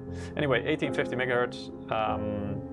Memory usage is slightly over 4 gigs already, surprisingly, because the indicator didn't say it would use more than 4. So yeah. And so as you can see, the GPU is being taxed at 99, 98, so that's pretty much full capacity. Temperature is now 47 degrees, 48, 49, 48, 49. So, just let it run. Maybe one pass might be enough. You can even let it run multiple times if you want. And this will just at least give you an idea if this doesn't crash. And usually these benchmarks are a bit more, well, most of them at least, are a bit more heavy than games, because games also rely on more on your CPU and your RAM memory, some of them. So they might not tax or put pressure on your GPU to 100%. But yeah, at least this is a good indication of is my overclock stable or not? Will it? Can I safely play games with this? And again, it's not the end of the world if your GPU crashes during overclocking. It will just reset back to the default values, and it will just function as if you've taken it right out of the box again, and you can start again with overclocking if you wish. If you don't want to mess with it anymore, just leave it at the default settings, and that's it. And you guys notice that I believe right now it's not very smooth. No, yeah, that's weird because on my screen actually it is. Yeah, that usually is because the GPU is now being pushed to like 100%. So at the same time, it's still sending signals like of its streaming to the servers for you guys to see. So that's why it's like having a hard time trying to get some smooth visuals up to you guys. Yeah, running a benchmark and streaming at the same time, what we are doing, is usually not the way to go. That's not something we recommend to get a smooth stream image. Yeah, but I mean, to be honest, the average FPS on this is 84.6. Oh, sorry, 48.6. That's relatively smooth for this kind of benchmark, because again, this benchmark is designed to push a graphics card to its limits, to test, if we put it under full pressure on a full load, will it work, and what kind of score will it have? So it's what we call a synthetic benchmark. Yeah, so a lot of guys in the chat are saying, stuttering, lag, so really don't worry if you're doing this at home, it's going to look different, but because we're streaming at the same time, that's why it's having a hard time. Yeah, then it needs to do multiple things at the same time. Well, it's being pushed to 100%. Yeah. But as you can see here, so the average FPS, it will show, for example, the average FPS, the max FPS it was almost 60, and the minimum FPS, which was 27 pretty much. So not bad. And again, so this means my overclock of the memory of 10 megahertz is safe. Good job, Peter. It's pretty much it should run stable during gaming. So yeah. So then maybe it's time for another winner. What do you think? I'm always up for that. Third one for today. So let's see who the third winner is. So the I see your question, by the way. 5500 XT is not good for streaming. No, it can be, but it depends, because of the streaming, you have to then set which part of your PC, is it the CPU or the GPU doing the encoding? So basically the packing of the signal to send it to your streaming platform, to Twitch or whatever you're streaming to. And that, either the GPU or the CPU, it will of course need some portion of its performance to do that. So if you are taxing or loading your your GPU to the max, of course, then it will kind of struggle. It depends. Then it will try to prioritize one thing over another, because it can't do two things at the same time. So in this case, usually, because the game is usually more important than the stream, it will prioritize the benchmark or the game over your stream. So that's why you saw the stream stuttering a bit. But your CPU, especially if you have more cores, will probably have some capacity of its performance left besides the game, so that could easily handle the streaming for you while your GPU is still being loaded at 100%. So it's not that the 5500 XT is not recommended for streaming, but you need to check the rest of your rig and be smart about how you divide the loads of the game and the streaming. So, well, we have one hell of a name for a third winner. Woo! I already tried two, Peter, so you can try this one. No. This was your job man. today. I'm feeling generous. All right. Well, I can try. Van Tan Nguyen. I hope I pronounced that right. I believe with my Asian knowledge that the last name was like pronounced like Nguyen. Oh, the it could G be, is like a silent G. N-G-U-Y-E-N. Yeah, so. but the first two, I have no idea. Nguyen? I don't know. So, I never know how to pronounce these. Van Tan, I guess. Congrats. Yeah, Van Tan, yeah. Congratulations, you win a $20 US Steam code on Steam, and you can spend it on whatever you like. So yeah, have fun with it. Exactly, have a good time with it. All right. So yeah, the rest of you guys who still haven't won yet, I believe we can still squeeze one in. Maybe, maybe not.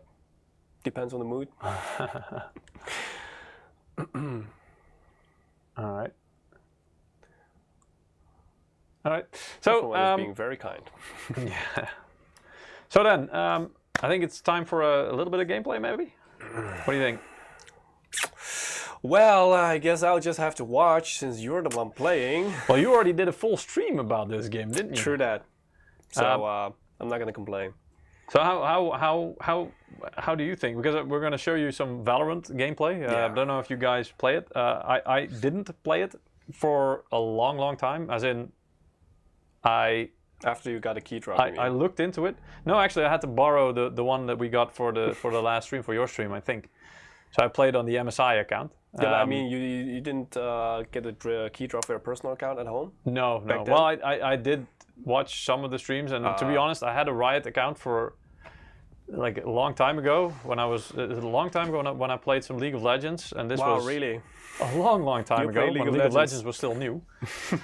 So I couldn't actually. I tried to link my Riot account, but I just for the life of me couldn't figure out what my account was anymore. I didn't know the username, I didn't know the password, and I tried to recover it, but somewhere along the way I just kind of gave up and thought, you know what? Yeah, that's quite a common problem, huh?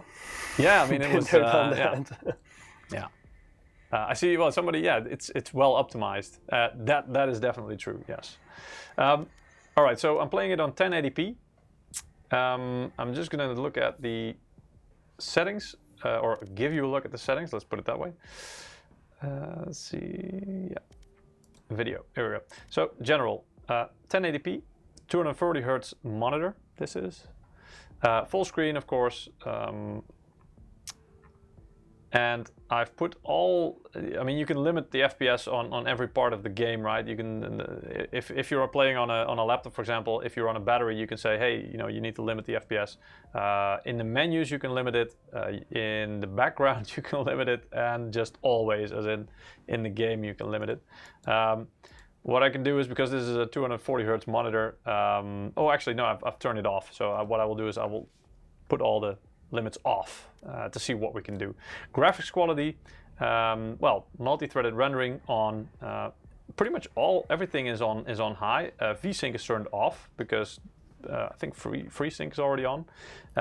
Anti-aliasing is on the highest setting. Anisotropic filtering is on 8 times standard. I mean, I could put it on 16 times, but there's really not much point.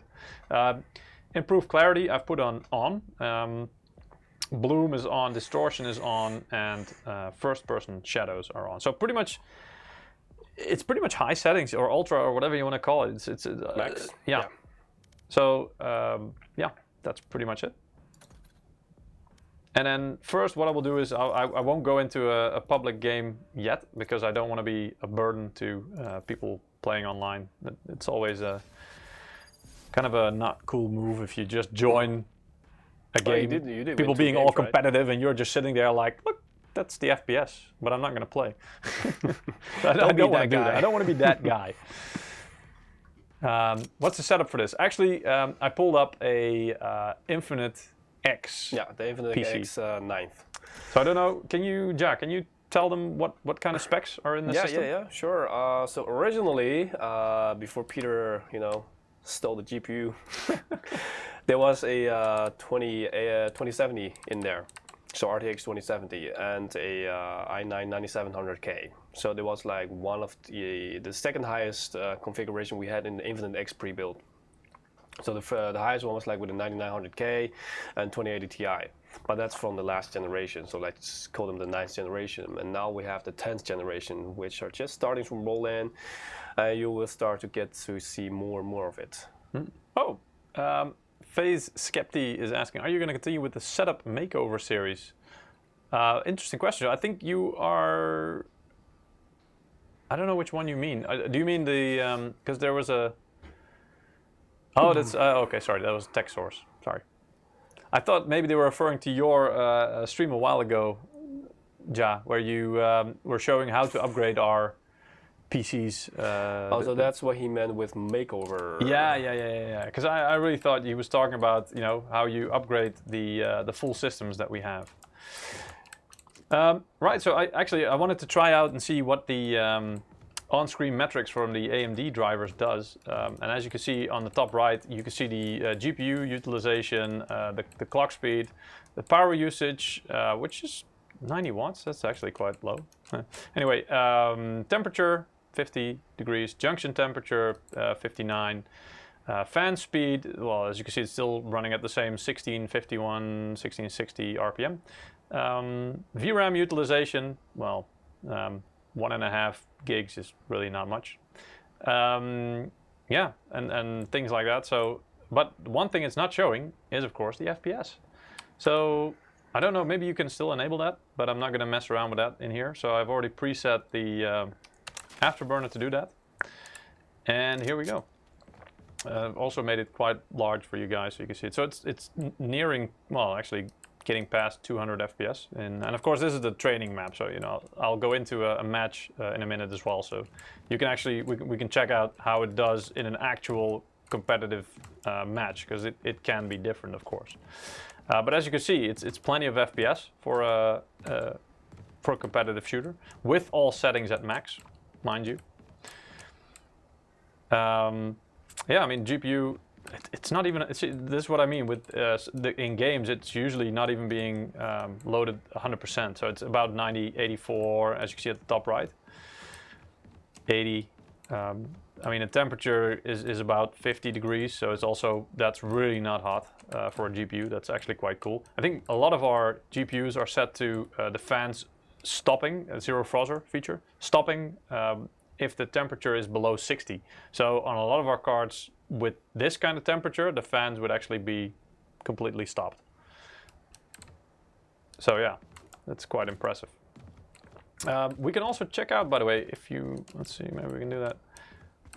The image sharpening. So we've got some lines here, of course. I'm trying to find some distinct things that we will be able to see the difference. So maybe this, we got some plants, some of the bricks, and some lines there.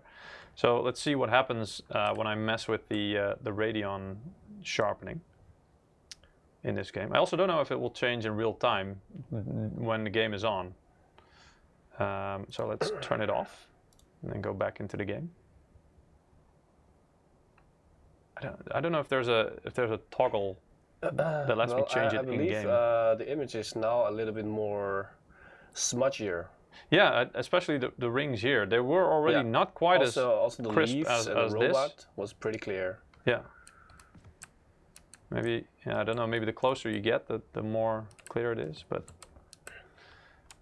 and also we can check out if we, you know, if we put it to 100%, maybe it kind of overdoes it. I don't know. No, it's not. I have to say, it's not that I think it's like overdoing it, because I know that some, you know, if you get reshade filters or something like, you can do that, and you can really push it to a ridiculous degree of sharpening, for example, where it starts to look ugly. And in this case, it might be that in this game specifically, it doesn't go to that degree, but yeah, I mean, everything does look very crisp and sharp. And as you can see, I mean, the frame rate's still quite high, so.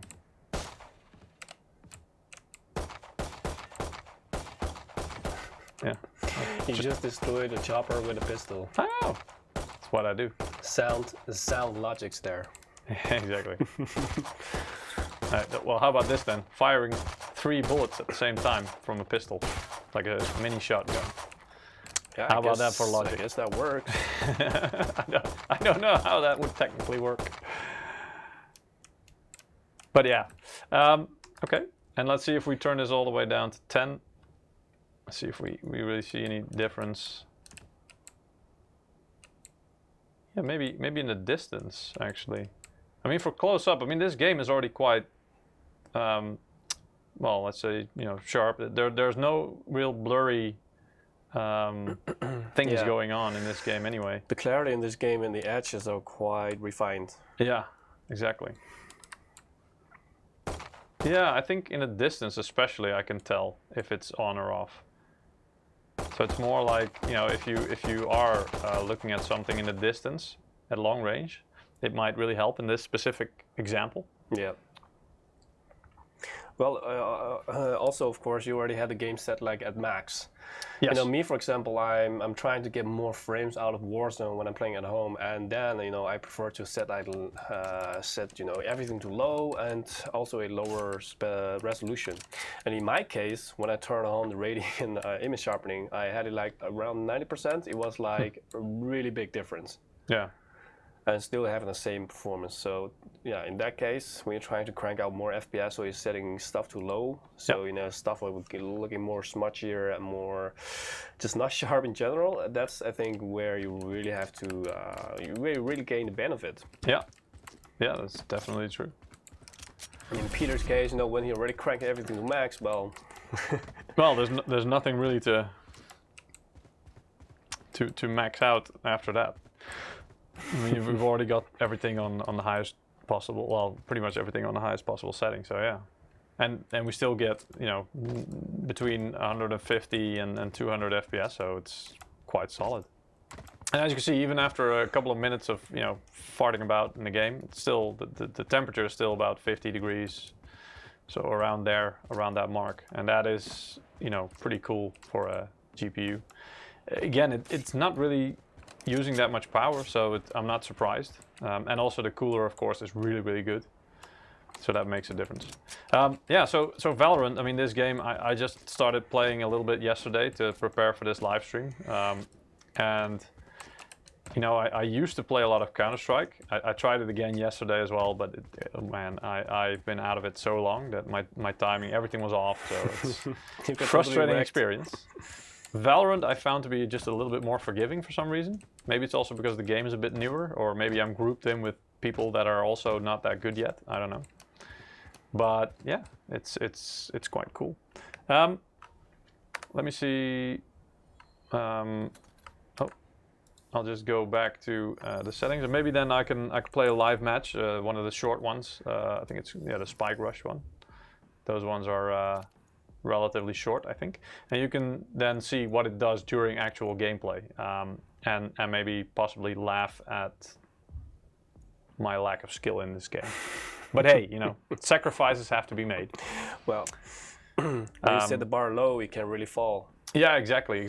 Oh, by the way, and if you guys want to see also during because again, this game might not be the most taxing of games for the GPU as well, but I just want to show what it can do for the competitive games, what it's really good at. But if you guys want to see the temperature, for example, when I really try to tax it during, well, basically you could also see it during the benchmark earlier, but I'm not sure if I had the GPU temperature on the screen back then. So I could do it again just to show you guys what it does when you really start taxing it. However, then of course it will start stuttering again on the stream. So keep that in mind. Yeah, so I'll just start again. Here we go. I probably have to put my headset on because one of the main things in this game is also that you can it's a very sound-based game. Tell where things are coming from. Wherever they run, I will find them. And actually I don't hear any sound at the moment. Oh, now I do. All right. All right, so I'm just gonna use Sova because that's the character I've been playing all of yesterday pretty much. I thought let's just focus on one character so you can kind of get a feel for it instead of doing a different one every time. People in the chat were saying like they would have joined you if they knew. Sorry? People in the chat were saying they would have joined you if they knew. I know, yeah, I see it, yeah, DKP Drifter. Well, we've tried that before. I don't know how it works in this game. We tried it in CSGO, and I was surprised that I actually didn't remember that if you get people from different regions, the ping difference will be quite big. So it will have a hard time finding a match, and most of the stream was just, spent in a lobby trying to find matches. There's nowhere they can hide. Not the most interesting stream perhaps for everybody.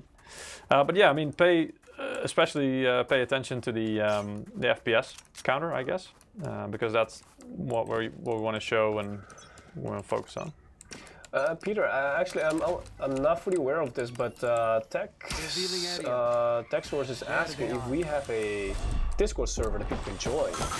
I don't believe so. Well, I think we do, but I'm not sure. Yeah, but it's not just that you can randomly join. I don't know, actually. It's a good question. Let me get back to you about that. Yeah, we will have to look into that. Oh. Oh. So I already took out one enemy. Yeah, you can still, you really can see like the CS:GO peeking style. Is this guy gonna help or what? He's probably still figuring out how to play this game, so Maybe. give him a break. One enemy remaining. Oh, well, he killed him. 30 seconds left. Oh, crap. All right, well, we won. That's nice. Whee! All right, cool. Keep it up. Screw up and they're on us. All right, so in this game mode, you get like random weapons, so you don't have to, well, you don't get to buy them, actually. You don't get to decide which weapons you get. I think we are we the defenders, right? I actually wasn't sure if we were the person supposed to be attacking or defending. I had the exact same problem when I was trying to play this game. Like, am I the defender or am I the attacker? Yeah. Yeah. Revealing area. Why not both? I mean, the game does have its charms. It's Oh just my so God. weird to use your tacticals as like abilities, so to speak. This paranoid thing is really annoying. Have you when playing this game, have you been in the paranoid mode? No, I haven't been hit with that in my time. All right. It's really annoying. What it does is basically it just messes up the sound and stuff, and even the image at some point. Right. That's why it's called paranoid. Yeah, and sometimes it gives you the idea that your enemies are like just around the corner when really they're not. Because you can clearly hear them around the 30 corner, seconds left. and it really One messes with enemy you. remaining. By the way, I'm only playing with one ear cup on because I'm also trying to make sure I can still hear you. Yeah. One move. enemy remaining. Well, oh, I saw something. There we go. Gave yourself away. That was special. I guess that person now Last thinks round in the I've got half. wall hacks or something. But I can see the weapon sticking out.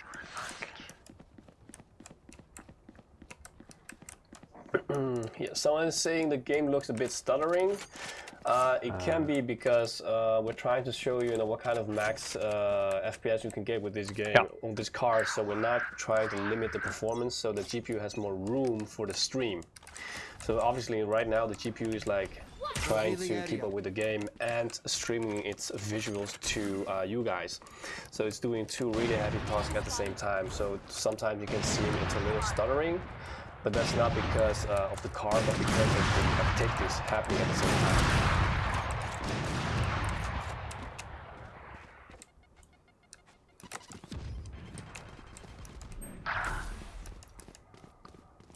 Going pretty well. You Yeah, guys it's already alright. 2-0. Yeah. Get out of my way. Oh, paranoia, here it comes. Oh, missed that one. See, this is the real really paranoia annoying. effect. That's really annoying. Yeah, so both your visual is impaired, and the sound just comes from everywhere. But when it you seemed do like this. that your 30 FOV seconds was left. also changed. Spike planted. Or Oh, was crap. it not? Alright, so apparently they've planted.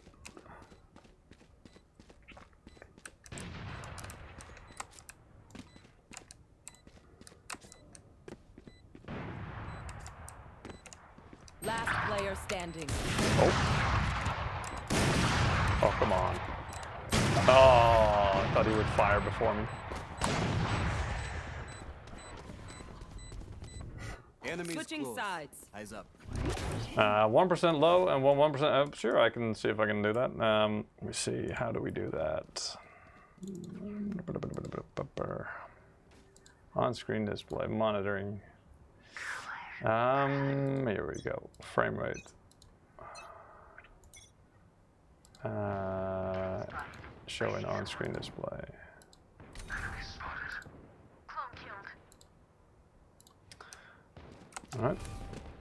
Alright. Where? See if it. I actually can't see if it's showing it or not. It's not showing don't it think so, no. yet. But we can. I think we might be able to see that afterwards. Yeah, sometimes when you change some settings with Afterburner, you have to One enemy restart remaining. the Oh, just one enemy the left. refresh Look tuner. at Flawless. Oh. Well, I actually did Match nothing point. Let's end this. that round. That happens sometimes. Yeah. Well, I mean, this can mode always is be quite fun MVP because it's actually quite fast. It doesn't take too long. Also, it's quite a Yeah, I mean, this is a good game mode to really get to know the game well. yeah. I'm just gonna quickly launch an arrow that way once it releases. Revealing area. Oh.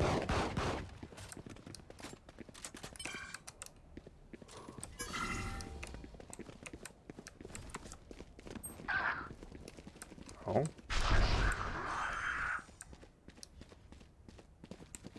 Planted the spike.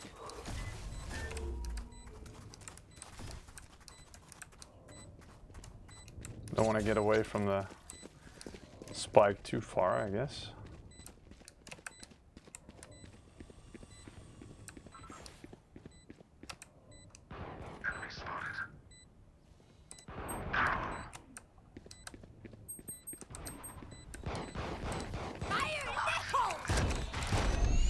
Whoa!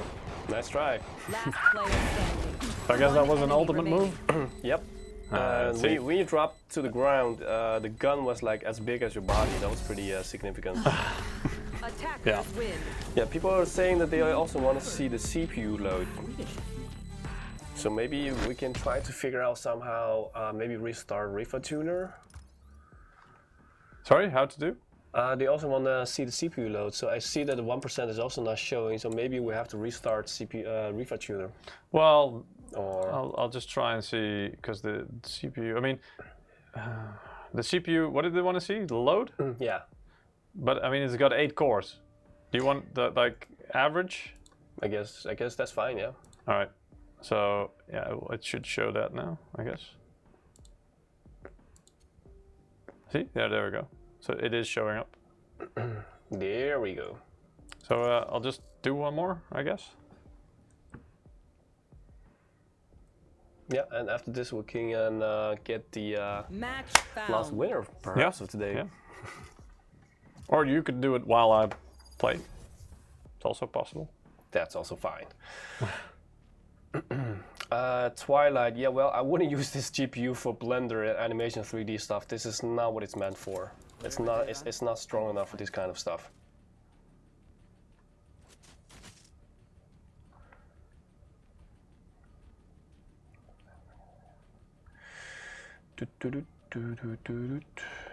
So while Peter is loading the game, I'm just trying to see who the last winner is of today's live stream.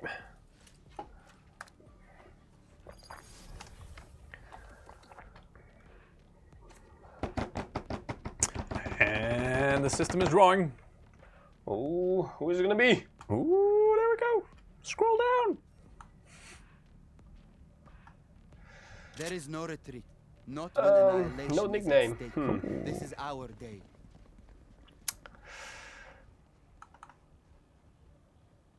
Yeah, just call out the name then if they don't. If they didn't specify a nickname. I guess it's Nagel.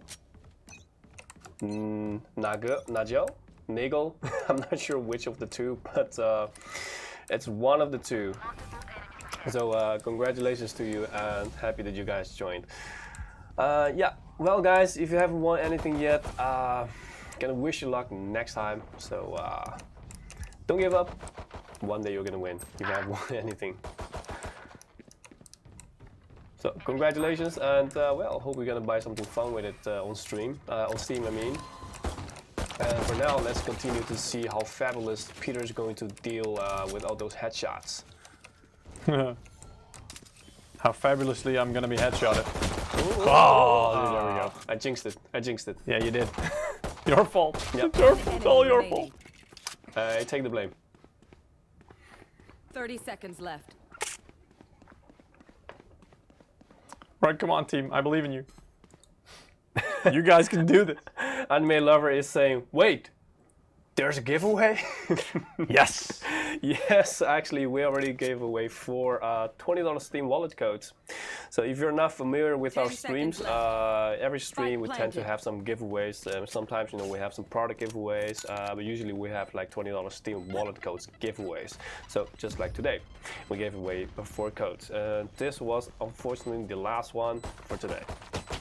Last player standing. Clutch. But hey, the more you know, right? All right, I guess my team couldn't do it. Ooh, there was a clutch. I'm gonna have to step up. I'm dragging the team down. Yes, come on, Peter, focus, focus. I'm letting them down. Thousands of people are watching you. Focus. Oh my God. Way to add to the pressure. No pressure, no pressure. But no worries, anime lover, even though you missed it, you know, next week there's still going to be more. Yeah. Revealing area.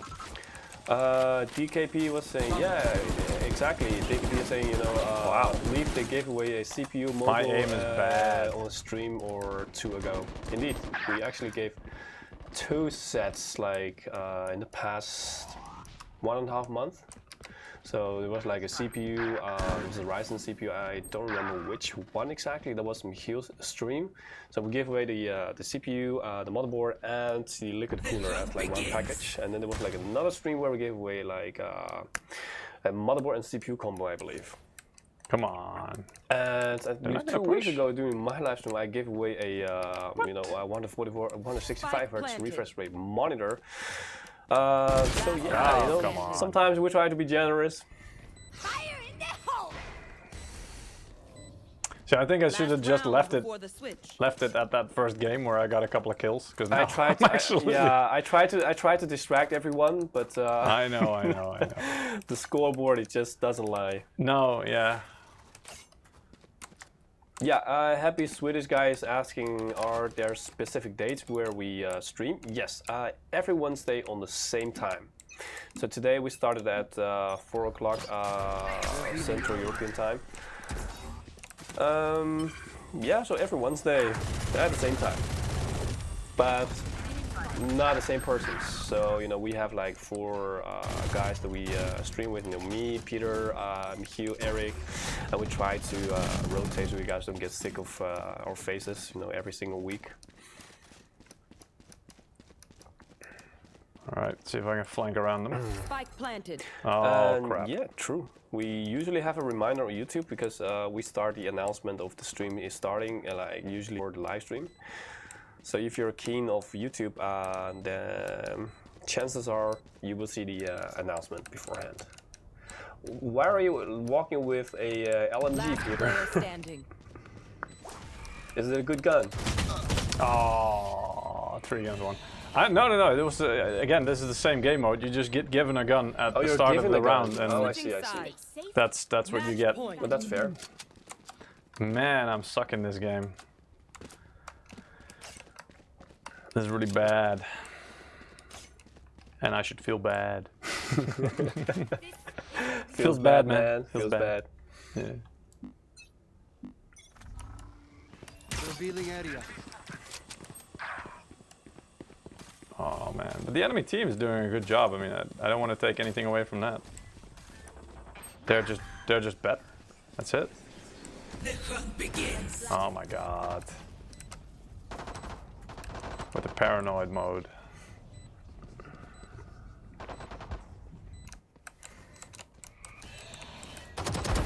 Down. Woohoo!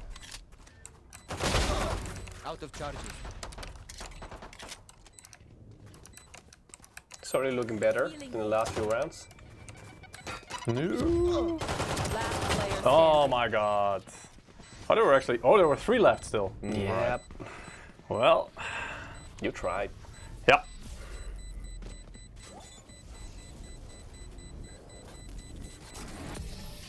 Yeah, you know, Defenders win. even if you lose this game, it's still, I don't know, maybe it's because I only started playing it recently. You still get the feeling that you learn something, and as long as you have some rounds that you can do something, it feels okay.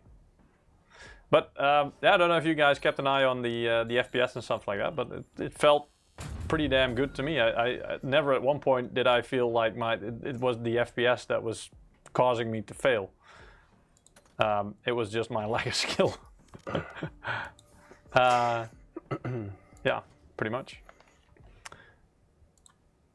So do we want to do one more run of a benchmark to kind of show how it does when it's really stressed? Yeah, what do you guys say? I'll just start it because it's, you know, it's quick actually. Here we go. Yeah, and yeah, FGX Raven, I agree with you. It's all about enjoying games, you know, and whatever that means for you. If that means being competitive and winning, whatever it takes, then that's it. And for other people, it's just, you know, just having fun, chilling. Yeah, sometimes I enjoy losing too, as long as I have a good game. Yes. GG. Yeah, indeed, then it's really GG. Easy life, easy games.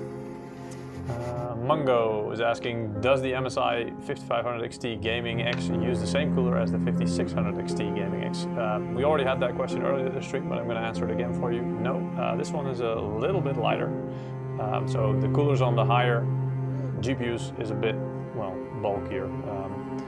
Has a bit more capacity for getting rid of heat. This one actually doesn't use that much power compared to the other GPUs, so there's no need for that kind of heavy heatsink. So this time I think I've chosen the extreme preset or something. So actually took one above the one I had on the last run through. So again, it's like fixed at 99% usage, which means it's being fully pushed to the limits. My memory overclock is still holding at 1850 megahertz, so that's nice. Yeah, I mean 53 degrees. There you go.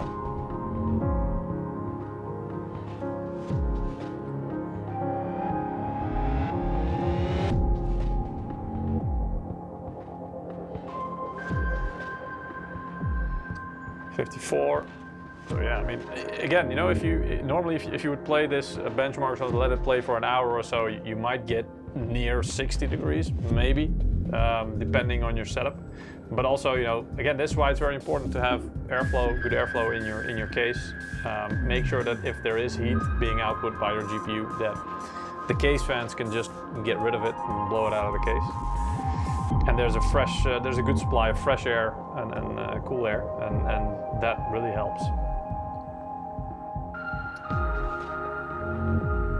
So, well, also some of the, here you can really very clearly see the GPU is, well, the bottleneck, or at least the thing being stressed, because the CPU is just, well, kind of idling, or almost idling at 23%, 29. So, you know, the CPU is just not really being loaded pretty much at all. How many fans are in your PC build? Good question. I think, well, right now there's a, let's see. I think there's at least 1 or 2 intake and 1 exhaust at the back. Yeah, one more at the bottom. Yeah. 3. Yeah, so it's an infinite X, so you can also find that it divides the zones of the PC up into different areas to kind of isolate the temperatures from different components, which is called Silent storm cooling. Silent storm cooling. There you go. So yeah, that's and then it has, you know, 1 fan per area pretty much, or at least 2 in the front, which are pulling in air, and 1 at the back. I think it's a little bit at the top of the case, yeah, which is blowing air out. And of course the top is also open mesh, so also any hot air rising to the top can just basically exit the case through the open top, where you can also actually put fans that suck the air out of the case if you would want to, or you could place, for example, a water cooling, all-in-one water cooling radiator. I think you can fit that. Yeah, so here we go. Well, actually, here it doesn't show the GPU temperature, but we can pull up Afterburner and look at the log file. Here we go. So yeah, I mean, the GPU temperature, the max actually during this whole, I mean, this has been running during this whole stream, right? And yes, by the way, Glaucoma, the superposition benchmark, the base benchmark is free, so you can just Google it and download it, and then you can use it. But the highest temperature during this whole stream that it has reached was 56 degrees. That's it. During gaming, during benchmarking, everything.